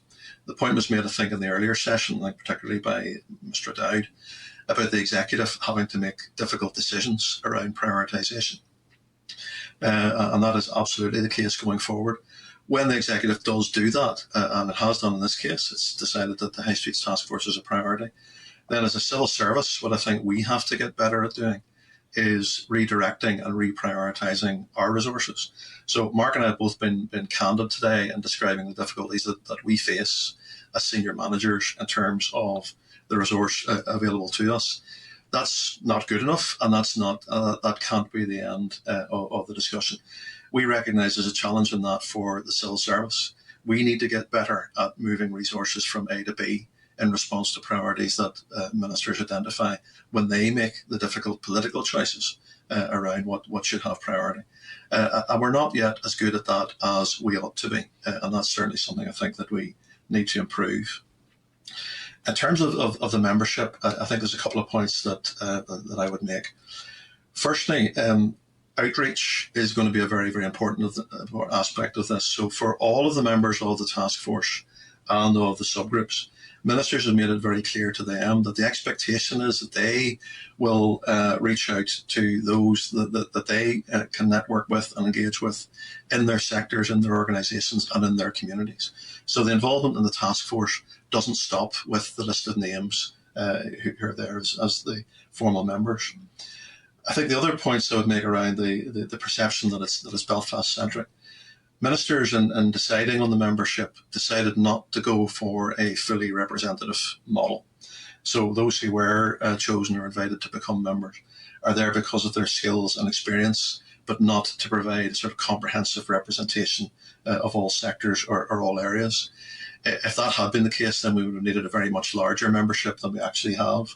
And I know a number of members have actually expressed concern that the membership is already too large and potentially too unwieldy. But alongside that, ministers wanted a broader based membership than was in the reference group. And whenever you're trying to do something like that, there's always, I think, a tension between practicality and comprehensiveness. And if I take one example just to illustrate that, so the Northern Ireland Chamber of Commerce and Trade is one of the representative bodies that has been asked to be a member of the task force. The alternative would have been to take a less Belfast-centric, a more locally based approach. But there are 19 local chambers of commerce and trade, so that would have meant immediately increasing the membership by 18. Likewise, in terms of local government input, if we hadn't asked for that to be provided by NILGA and SOLAS, then we would have had to include all of the local councils in that. So you would very quickly get to a very large and I think potentially very unwieldy membership. But again, recognising, I think, that issue around the perception of it being Belfast-centric, ministers have made it very clear that they expect all of those organisations to feed through not just the Belfast-centric view, but the views of all of their members and all of the communities and all of the towns and cities in Northern Ireland. Because I think at the core of this work, it's recognised that the solutions that are eventually delivered and put onto the ground will need to be locally focused and bespoke for each of our communities. The same pattern will not fit in Belfast or Banbridge or Ballyclare. Each will need its own solution to be put in place. Okay, Chris. I wonder, could I add a little bit to that, Chairman? Yes, go on ahead. Just, I wouldn't add too much to what to Chris's response about membership and the Belfast-centric nature of it, but I would say about the immediate nature of the response, and that's why I mentioned the COVID revitalisation scheme, which was taken forward across 3 departments, and it started this time last year. So it was a fairly swift response to the immediate needs of businesses in town and city centres, and as I say, it was welcomed by most of the business owners that we engaged with. Around that that sort of general point about do we just talk or do we act? Well, going on in the constantly is the regeneration activity of my teams in DFC. That's been going on for quite a while. Predates the task force in England, Scotland, and Wales actually. So I just want to provide some reassurance that this isn't a matter of waiting until we've got a task force report before we intervene in town and city centres. Far from it. Appreciate the candour there, especially from Chris, about the skills gap that there might be, and I know that we will continue, because this is an area of interest to our committee, that we will come back to you and we'll explore that, and we'll continue to monitor that. But again, just to reiterate that those businesses out there pre-COVID were getting very close to the edge. COVID has probably helped them, and for some businesses the funding that may have come through as an emergency in that front may have been helpful, but when that ends, they will be back into the scenario again of being perilously close to having to close, and that can rip the heart out of our high streets. So this work of this task force is critical, but its impact on the ground has to be felt very, very quickly. Members, we'll move on to taking the questions. I will just say that it's not really of huge significance, but we're not quorate from the Economy Committee, so we can't take any decisions, but we weren't planned to take any decisions anyway, but it's just to alert people to that. And given that we're at 4:10, if members really could just follow what I've done there of asking one question, getting the answer, making a comment, and then we move on, because if we move to 2 and 3 questions from each member, we're going to be here to 6 or 7 o'clock tonight. So I'll pass the Chair of the Economy Committee. Mark, for the briefing, and Colin covered some of what I was going to raise. In terms of, as you've outlined, ministers have emphasised that the organisations that are representing their members are expected to effectively represent the breadth of their membership. How will you, in your coordinating role and oversight role, assure yourselves that the needs of the towns and villages across the north are being expressed as much as the bigger towns and cities? And then the second question I have is around the immediacy of you mentioned the COVID revitalisation scheme. The Department for the Economy is currently rolling out the High Street Stimulus Voucher Scheme. Is there any cross-coordination with the work of DFE in respect of the task force? Yeah, perhaps I could start with that. A very valid point made. One of the things that ministers emphasised, I think, fairly on in developing the terms of reference for the task force, was just to ensure that we got the coverage absolutely right. Some of the terminology can be actually quite difficult, and this in some ways can get in the way. I've said a number of times I don't actually like the phrase high street being used in this, because that tends to give the impression that we're focusing on cities or larger towns. So ministers have made it very clear it's all cities, towns, villages, it's all our high streets. And also that, as I said earlier, I think will be very differing types of solutions required in each of those settings. So in terms of the core of your question, the oversight of that, I think Mark, as SRO, and I certainly alongside him, will be looking to each of the chairs of the subgroups to demonstrate just how it is that they're building the co-design and co-delivery into that. We will need evidence that is coming forward, and things like issues papers and the recommendations is actually broadly based and evidence-based, and that evidence is coming from the range of high streets across all of our communities. Absolutely. And I think the sort of process of engagement that forms part of the sort of project plan, if I could grandly call it that, should allow that sort of view to be tested across the various stakeholders too. So if something is perhaps Belfast centric, there'll be plenty of opportunity for that to be pointed out. If it isn't spotted by ourselves. I think the second part of your question there, Kiva, was around the DFE. DFE are members of the High Street Task Force, and just on that stimulus scheme, they've asked to present to the next plenary session as well. So I think it is important that we take a broad view of everything that's going on across government that would have an impact on town and city centres. And I'm reassured to hear that, and I suppose I would just say in relation to the work of the subgroup, I think it would be important to emphasise that outreach and the opportunity to feed into those from other organisations or individuals. Thank you, Keith. Question, answer and comment. If we can stick to that, we'll be doing well. Keith, we'll pass to yourself. Okay, thank you, and thanks Chris and Mark. And just before I ask my question, Gemma Dolan didn't get asked on a question in the previous session. So Gemma, if you don't mind raising your hand, we'll see if you raise your hand if you want to answer a question for this one. My question relates to you referred to comprehensive engagement. Does that mean actually coming out of, and this is no disrespect to Belfast, but coming out of Belfast, a bit like Colin's point, and engaging on the ground in areas to get specific issues, and obviously then you're going to report back in early next year. Obviously the rates issue has been a big relief for businesses the past 2 years. So for reporting back at early next year, a lot of businesses will be thinking we can't pay rates again. The pressure, there's going to be serious pressure on. So mainly, are you coming out to talk to people on the ground and be innovative in doing that, because everything can't be controlled over Zoom or Starleaf? The short answer to that, I think, is yes. So I think Zoom or Starleaf will have a role to play in it, but you're absolutely right that can't be the totality of what we do. That local engagement is very important. There was quite a lot of it in the early days, the early engagement with stakeholders and the early work of the reference group. Stakeholders were coming forward to us very proactively because they have lots of ideas and initiatives and thoughts about what would work locally. And that's a process that needs to be ongoing. It doesn't actually finish at any stage of this. We absolutely need to do that.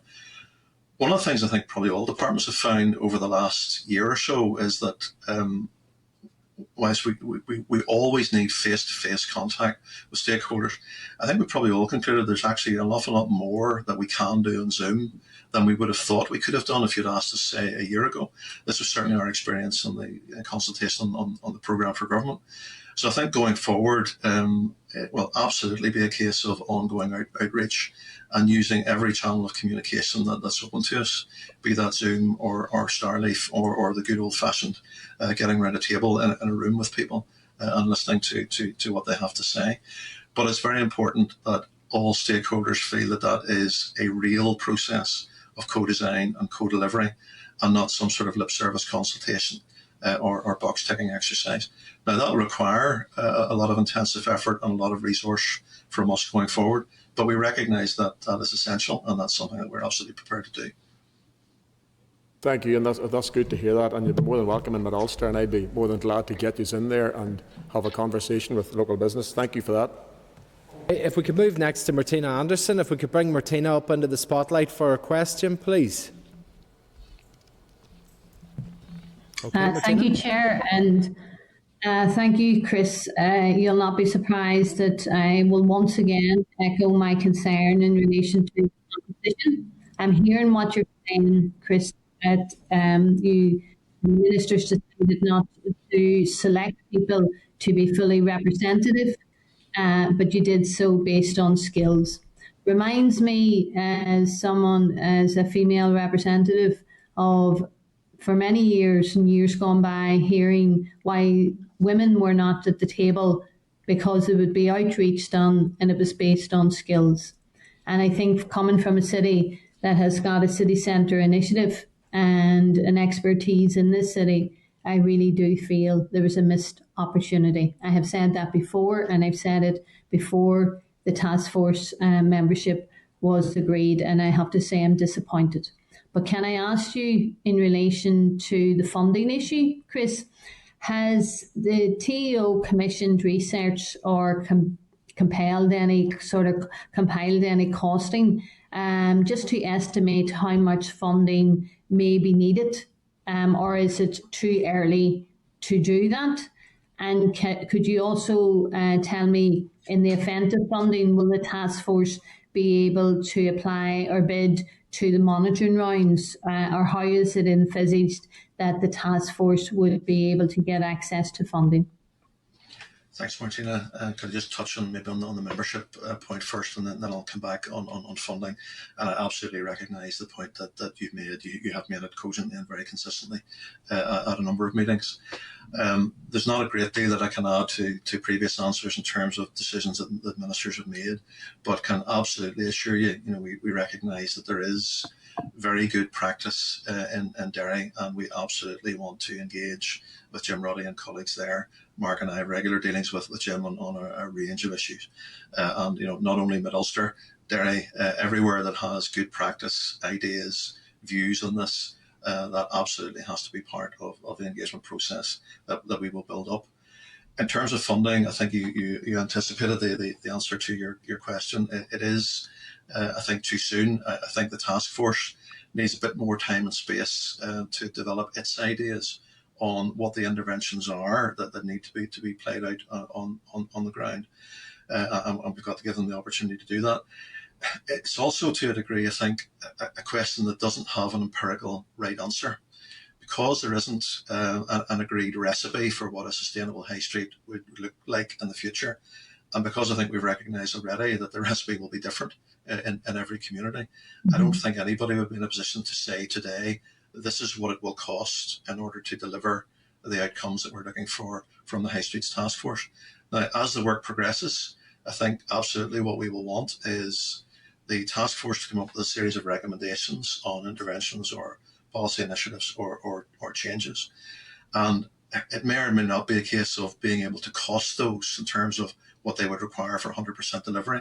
I suspect it's more likely to be a case of being able to demonstrate what the return would be on the investment if the executive is able and is prepared to make the decision to invest in particular programs.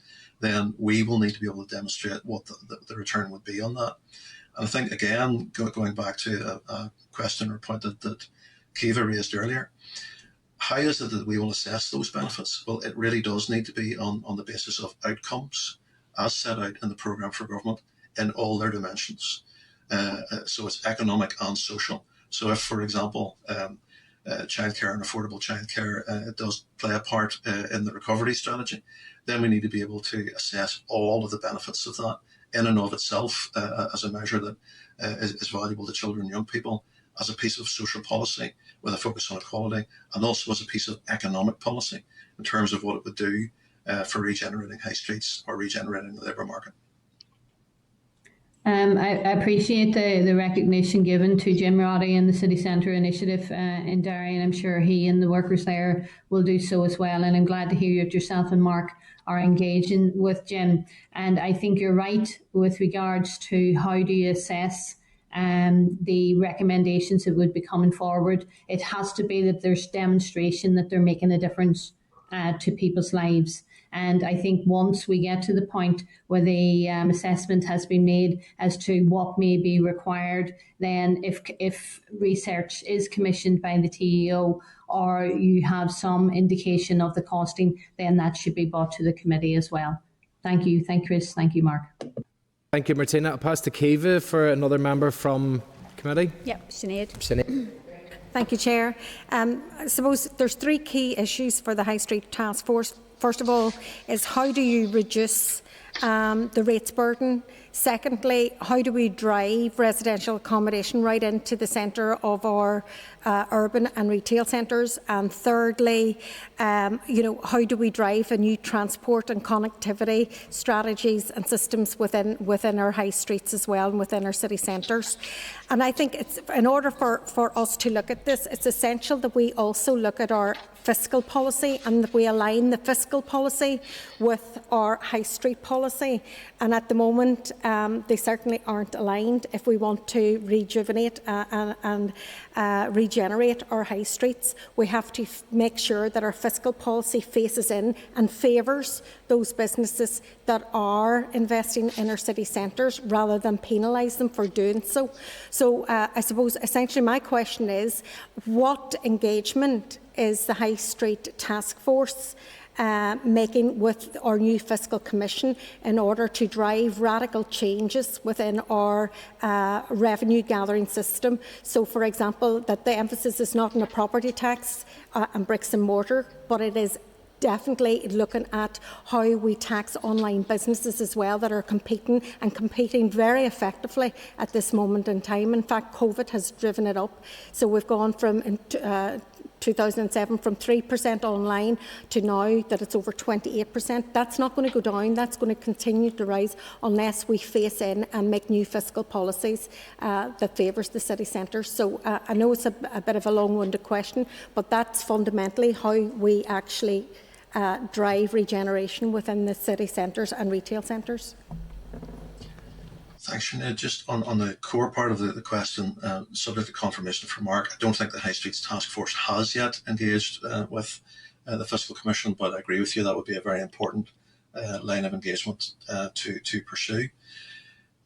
Earlier in your question, I think you emphasised three very important dimensions of this in terms of rates, housing and transport. I would be very surprised, in fact shocked, if the High Streets Task Force didn't come up with some sort of a recommendation around rates reform. Now, of course, it'll be for ministers and the executive in due course to decide on that.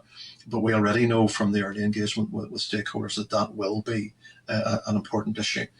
And I think that topic illustrates the way in which we've tried to organise this work to take it forward. So there will be very short-term issues around rates relief in the context of COVID recovery, which I suspect will fall to Jenny and Karen and colleagues there in the COVID-19 task force. But then there will also be strategic issues around rates reform and rates policy, and as you say, fiscal policy more generally, and about shaping those so that they generate the sort of development and transformation of high streets that we're looking to see. And clearly consideration of housing and transport policy, equally important in that regard, which is probably a neat point for me to hand over to Mark, as he's responsible for housing also. Thanks, Chris. I suppose, like a lot of our answers, I'm going to say it's a little bit early days to try and conclude what exactly the High Street Task Force is going to come up with, because it is a collection of members who have work to do here before they make their recommendations. But me, for my part and my team, we're certainly keen that they really look at the issues of transport and connectivity, particularly with a view to having sustainable places. We know that there's concern around the cost of car parking, for example, in town and city centres. But actually the real issue is that using cars to get into and around town and city centres is not a sustainable thing to do. It doesn't really work in the longer term, and you see that in more successful towns and cities across the world, actually. And what you also see, and you're quite right, is that you have people living there. So we've talked about notions of living over the shop. We've talked about repurposing buildings for more residential use, and we've certainly talked about the availability of land in town and city centres. And there's no question in my mind that we could do an awful lot more to have city centre, town centre, and high street living just as a natural and integral part of those places. And I know, at the risk of being Belfast-centric, in Belfast, their local development plan talks about seeing the resident population of the city grow, and the main opportunity for that is in the city centre. So we've got here a need and an opportunity that are sort of aligned. We've said to members of the task force already that we are probably going to be unable to hold back the tide of the change in the retail environment. But what we could do to help you is provide people on your doorstep. So there will be customers living in the towns and cities if we have our way. So it won't be so much a question of how do we attract people and give them somewhere to park their cars. They'll be there because that's where they live. So I think you're probably preaching to the converted about those issues of how do we have a proper rates burden across the business sector that doesn't deter investment in town and city centres, driving residential use, absolutely, and much more focus on sustainable means of transport. So I think probably, like Chris, I'd be amazed if those things didn't feature very strongly in the recommendations of the task force. Much for your answers, and I would just say, well, I would be absolutely astounded if it didn't rise to the top, because rates burdens have been a big issue for all businesses, particularly small independents in our city centres have been crucified with it for years pre-COVID. So it does need a radical rethink, and we must put the burden in favour of our city centres instead of against it. So thank you for that. I think next we have Gemma Dolan, who is, if we could bring Gemma up into the spotlight, please, for her question. Yeah, go on ahead there, Chair. Gemma. Thank you, and thanks to Chris and Mark as well. I'm going to go back to the membership issue, but I think the rural issue has been, I think that point's been well made, so you'll be glad to know I'll not make that again. But in terms of the membership, I think the trade union should be represented on the task force, and at the very least, they should be one of the stakeholders that's being engaged with. Have you got any thoughts on that, or has there been any thought given to trade union representatives being on the task force? Well, in fact, we do. We have both NICEC2 and USDA with a particular retail focus there. NICEC2, one of the earliest and very positive engagements we had on this whole issue was with NICEC2, and ministers agreed very, very important to have that perspective involved in the work. That's brilliant. That's great to hear. Thank you. That's my questions. Thank you very much. Okay, thank you. I'm going to go to Kiva to see if we have another member from the Economy Committee. Mike. Yes, thank you. I'm going to agree as a comment with Sinead. I think the two key interventions are a radical reform of rates and encouraging more people to live in the centre of our cities, towns and villages. I think my question, and it is not a criticism directed at either of you personally, but it's the fact that you're taking another 6 months before you report. And when I heard that, my instinctive thought was, well, that's not a private sector timeline. So the question, I suppose, is what needs to be done for the civil service, for people like yourselves, to be able to be more reactive, flexible, fleet of foot? Because, for example, Ard's Chamber want parklets in Ard's Town, where you take on-street parking and you convert it into seating areas for cafes. Working with the Department of Infrastructure, they're being told, if you get it, we're talking about November. Well, they need it for the summer. We need to just say, good idea, under the COVID environment, let's just do it. So what can be done, Chris, do you think, to give you the tools that you need to be fleet of foot? Thanks, Mike. I think two things. Firstly, we absolutely recognise the validity of that challenge. If in our response to COVID we'd said, we'll come back in a year's time and tell you what our initial thoughts are, I don't think people would have had much time for that. So we need to sort of take on board that COVID fleet of footness and start applying that to other areas of policy where we need a more rapid response. So part of the solution to that, I think, was touched upon by Jenny and her earlier comments. Part of the thinking around reconfiguring TEO and splitting the roles and responsibilities is to recognise that if ministers decide to do something like a high streets task force, it doesn't really work if the civil service then says, well, we'll spend 5 or 6 months trying to identify the resource to do some work on that. You're absolutely right that it simply isn't how any business would work, or if it tried to work like that, it wouldn't survive. So in part of the reorganisation, Jenny wants a more general purpose policy development team established within TEO, something to give us a bit of flexible capacity that when something arises as a priority for ministers, that we have some resource that we can apply to it quickly and hit the ground running in a way that we just couldn't in the early months of this until we got it going. The other point I think I would make is, and Mark and I know this already, if we went along to High Street Task Force members and said, this is all long-term, it's all strategic, the only things that we're interested in are long-term recommendations on major policy changes, they would, as they already have, say to us, that's not good enough. There actually needs to be a range of short, medium and long-term interventions here. So, Mark has set out a timescale for the sort of very large building blocks from this to come forward. But I wouldn't be at all surprised if the High Streets Task Force and the subgroups are also coming forward with a range of shorter and more medium-term recommendations for interventions. Probably in some territory that will take us closer to the COVID Recovery Task Force, but we'll dovetail in with that.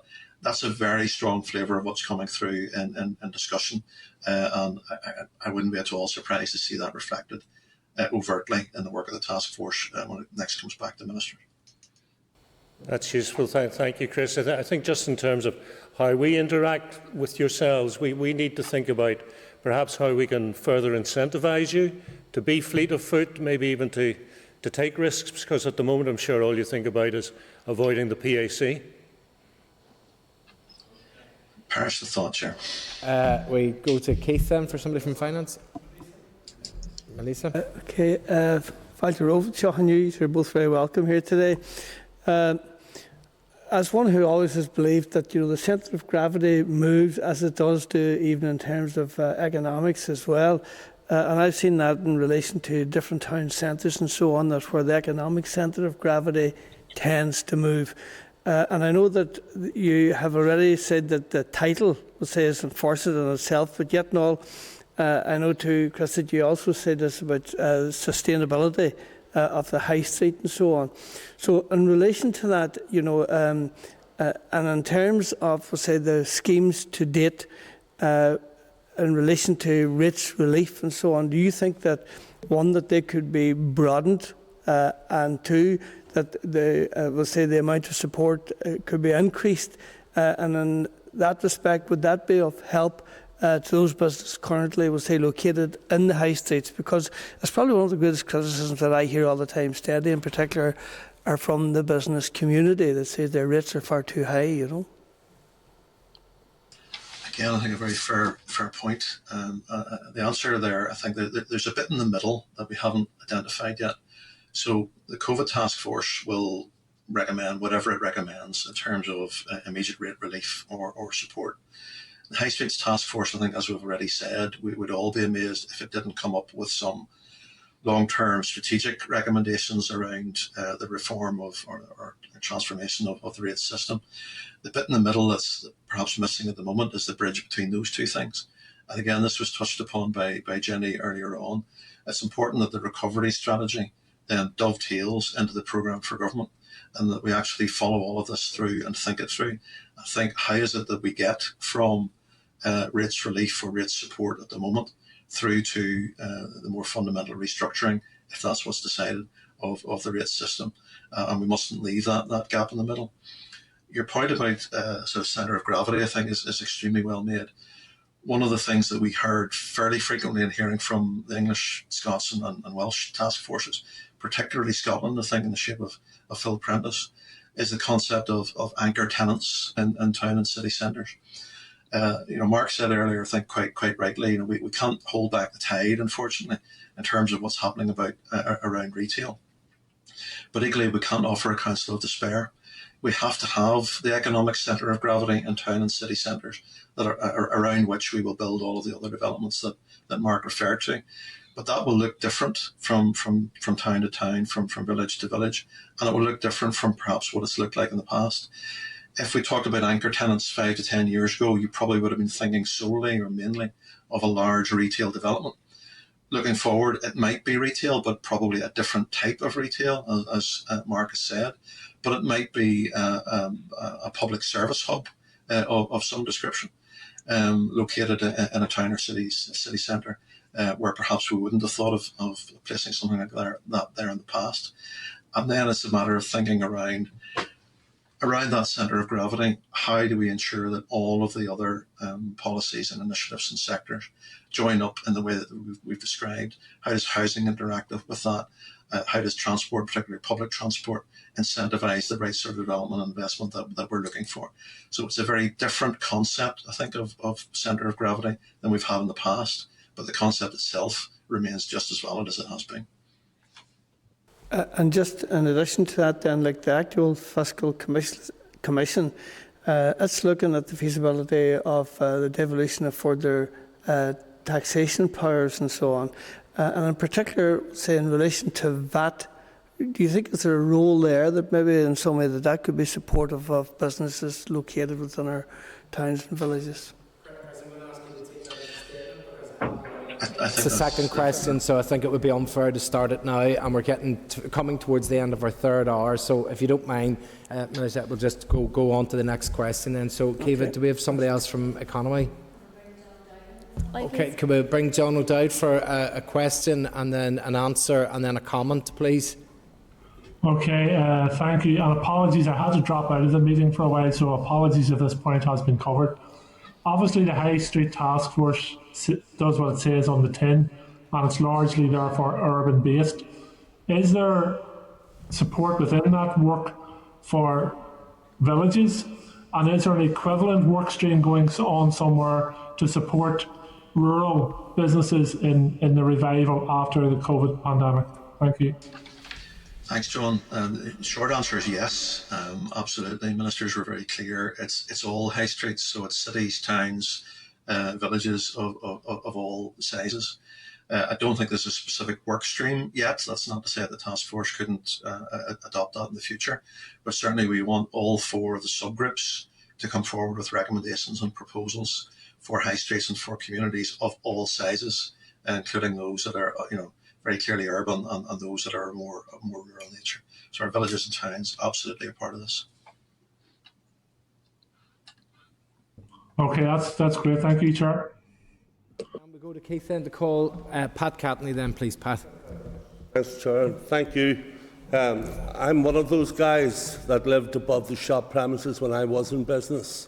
And the point that I'm trying to make here to you is we need to think very strong. I know that one of my colleagues had said there later, you need to be fleet of foot. The Department of Finance operates a reform of property management programmes. Will the High Street Task Force be working with the Department of Finance to rationalise the civil service estate and make these prime sites available to hard-pressed businesses on the High Street? Just not the businesses, but young entrepreneurs, those that are the risk takers, those that have got a great scheme but find it so difficult in order to have the money in order to try and get in there. There are opportunities out there to open up the streets, open up little pop-up shops, chefs, cooks, anything that can come in. They're sitting there with empty premises, anything which drives footfall and brings it in. Are you thinking along those terms of using that and taking the gamble on that? Thank you. Yes, Pat, thank you. Absolutely. And there's a number of challenges in that. Jenny made the point earlier, I think, in response to a question. We need to think about the return of the Civil Service Task Force to the office in all its dimensions. So it's not just, if we looked at that purely in terms of the efficient and the effective conduct of our own business and the views of our own staff, then we might come to a particular conclusion. But we have to look more broadly than that. We have to recognise that civil service functions might be some of those anchor tenants that we referred to earlier. So I think we do need to think very carefully about what the civil service estate will look like in the future in terms of a safe and productive return to a blended form of working post-COVID, but also what that means for a broader range of economic and social policies, including the High Streets Task Force. And you're right, there's supply and demand sides to that. So if we do decide to reconfigure the civil service estate in any particular way, we need to think about where we are locating the functions that we're moving, but also how we can ensure that any changes, any infrastructure that's freed up as a result of that is used in a productive way that stimulates and generates the economy exactly the way you described. Just on the last point, Chair, thank you. I would have not been able to operate in Belfast if the civil servants weren't based there. I was very lucky to have them all around, and it's a key economic driver because nothing brings people in like footfall. Okay, Kiva, have we somebody else from the Economy Committee? Oh, yeah, okay. So the race base has been mentioned a number of times, and the Finance Ministers today announced a revaluation for 2023. So just in relation to that, is that something that will be coordinated with the work of the task force? And then just, Mark, you mentioned the models, I suppose, of town and city living elsewhere across maybe Europe or even Asia. Are you looking at those types of models? I know you have specifically mentioned the equivalents in England, Scotland and Wales, but are you looking beyond that as well? Want me to come in on that, Chris? Yeah, we're aware that the revaluation has been announced today. I suppose what we would anticipate is that there might be a more sort of fundamental take on that by the members of the High Street Task Force. I mean, the revaluation is important, but it's kind of reallocating the same burden on businesses. It's really just based on it's an attempt to judge what the change in value has been of various premises over the last couple of years, and no doubt COVID will have had an impact on that. But I think what members have told us already is, and I think some of the committee members have referred to it this afternoon, that actually, rather than just talk about what the theoretical rental value of a business is, you should be thinking about what its contribution to the vitality of the town or city centre is. And that would be a fairer way to tax businesses, and it would have some benefits to the wider community. In terms of the different sorts of sort of typologies of housing, it is important that we look more further afield than just England, Scotland, and Wales. There's good examples across various cities. The Scandinavian cities are always examples of what can be done in terms of sustainability, and the attraction there is their climate isn't all that vastly different from ours. So yeah, the answer to that is yes, and we do have some academic input on the High Street Task Force as well, and they'll be bringing their expertise to bear on the discussions. And I did mention just in the opening statement about the Ministerial Advisory Group. They would have a lot of expertise and a lot of sort of precedents in other towns and cities, or other countries, that they'd be able to bring and show the benefits of. So I suppose the answer to that is yes. Thanks. Okay, and then I think we're down to our final question. Be glad to hear from Matthew O'Toole. Thank you, Chair. Save something to last.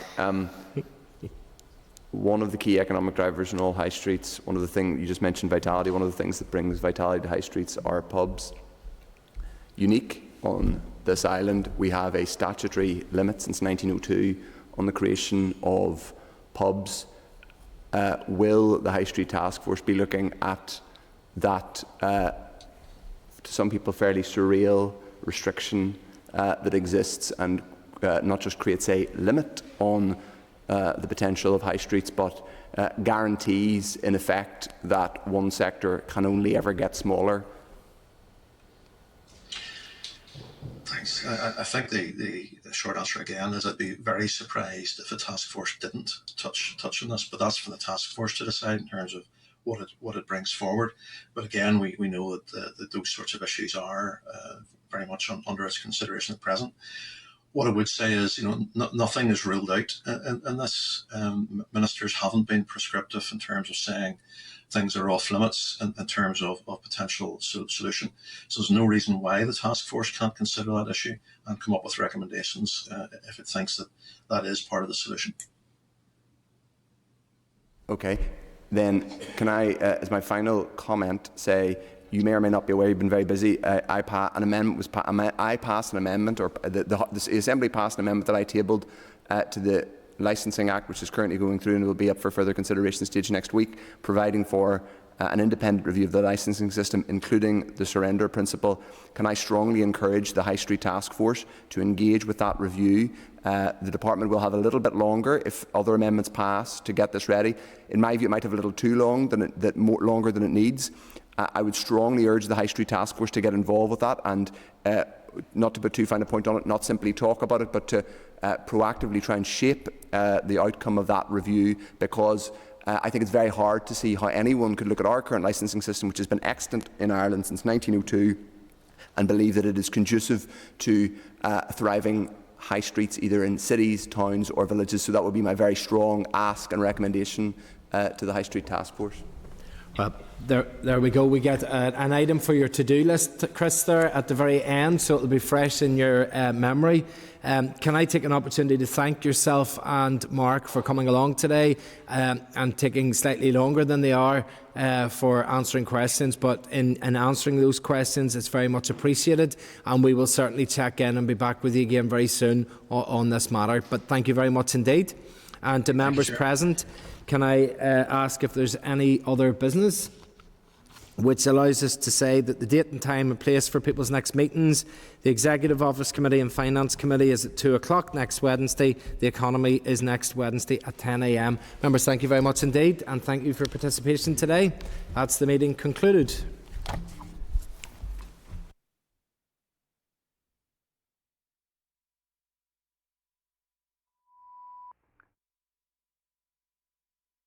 Programme signed. This is the Northern Ireland Assembly plenary. Programme signed. This is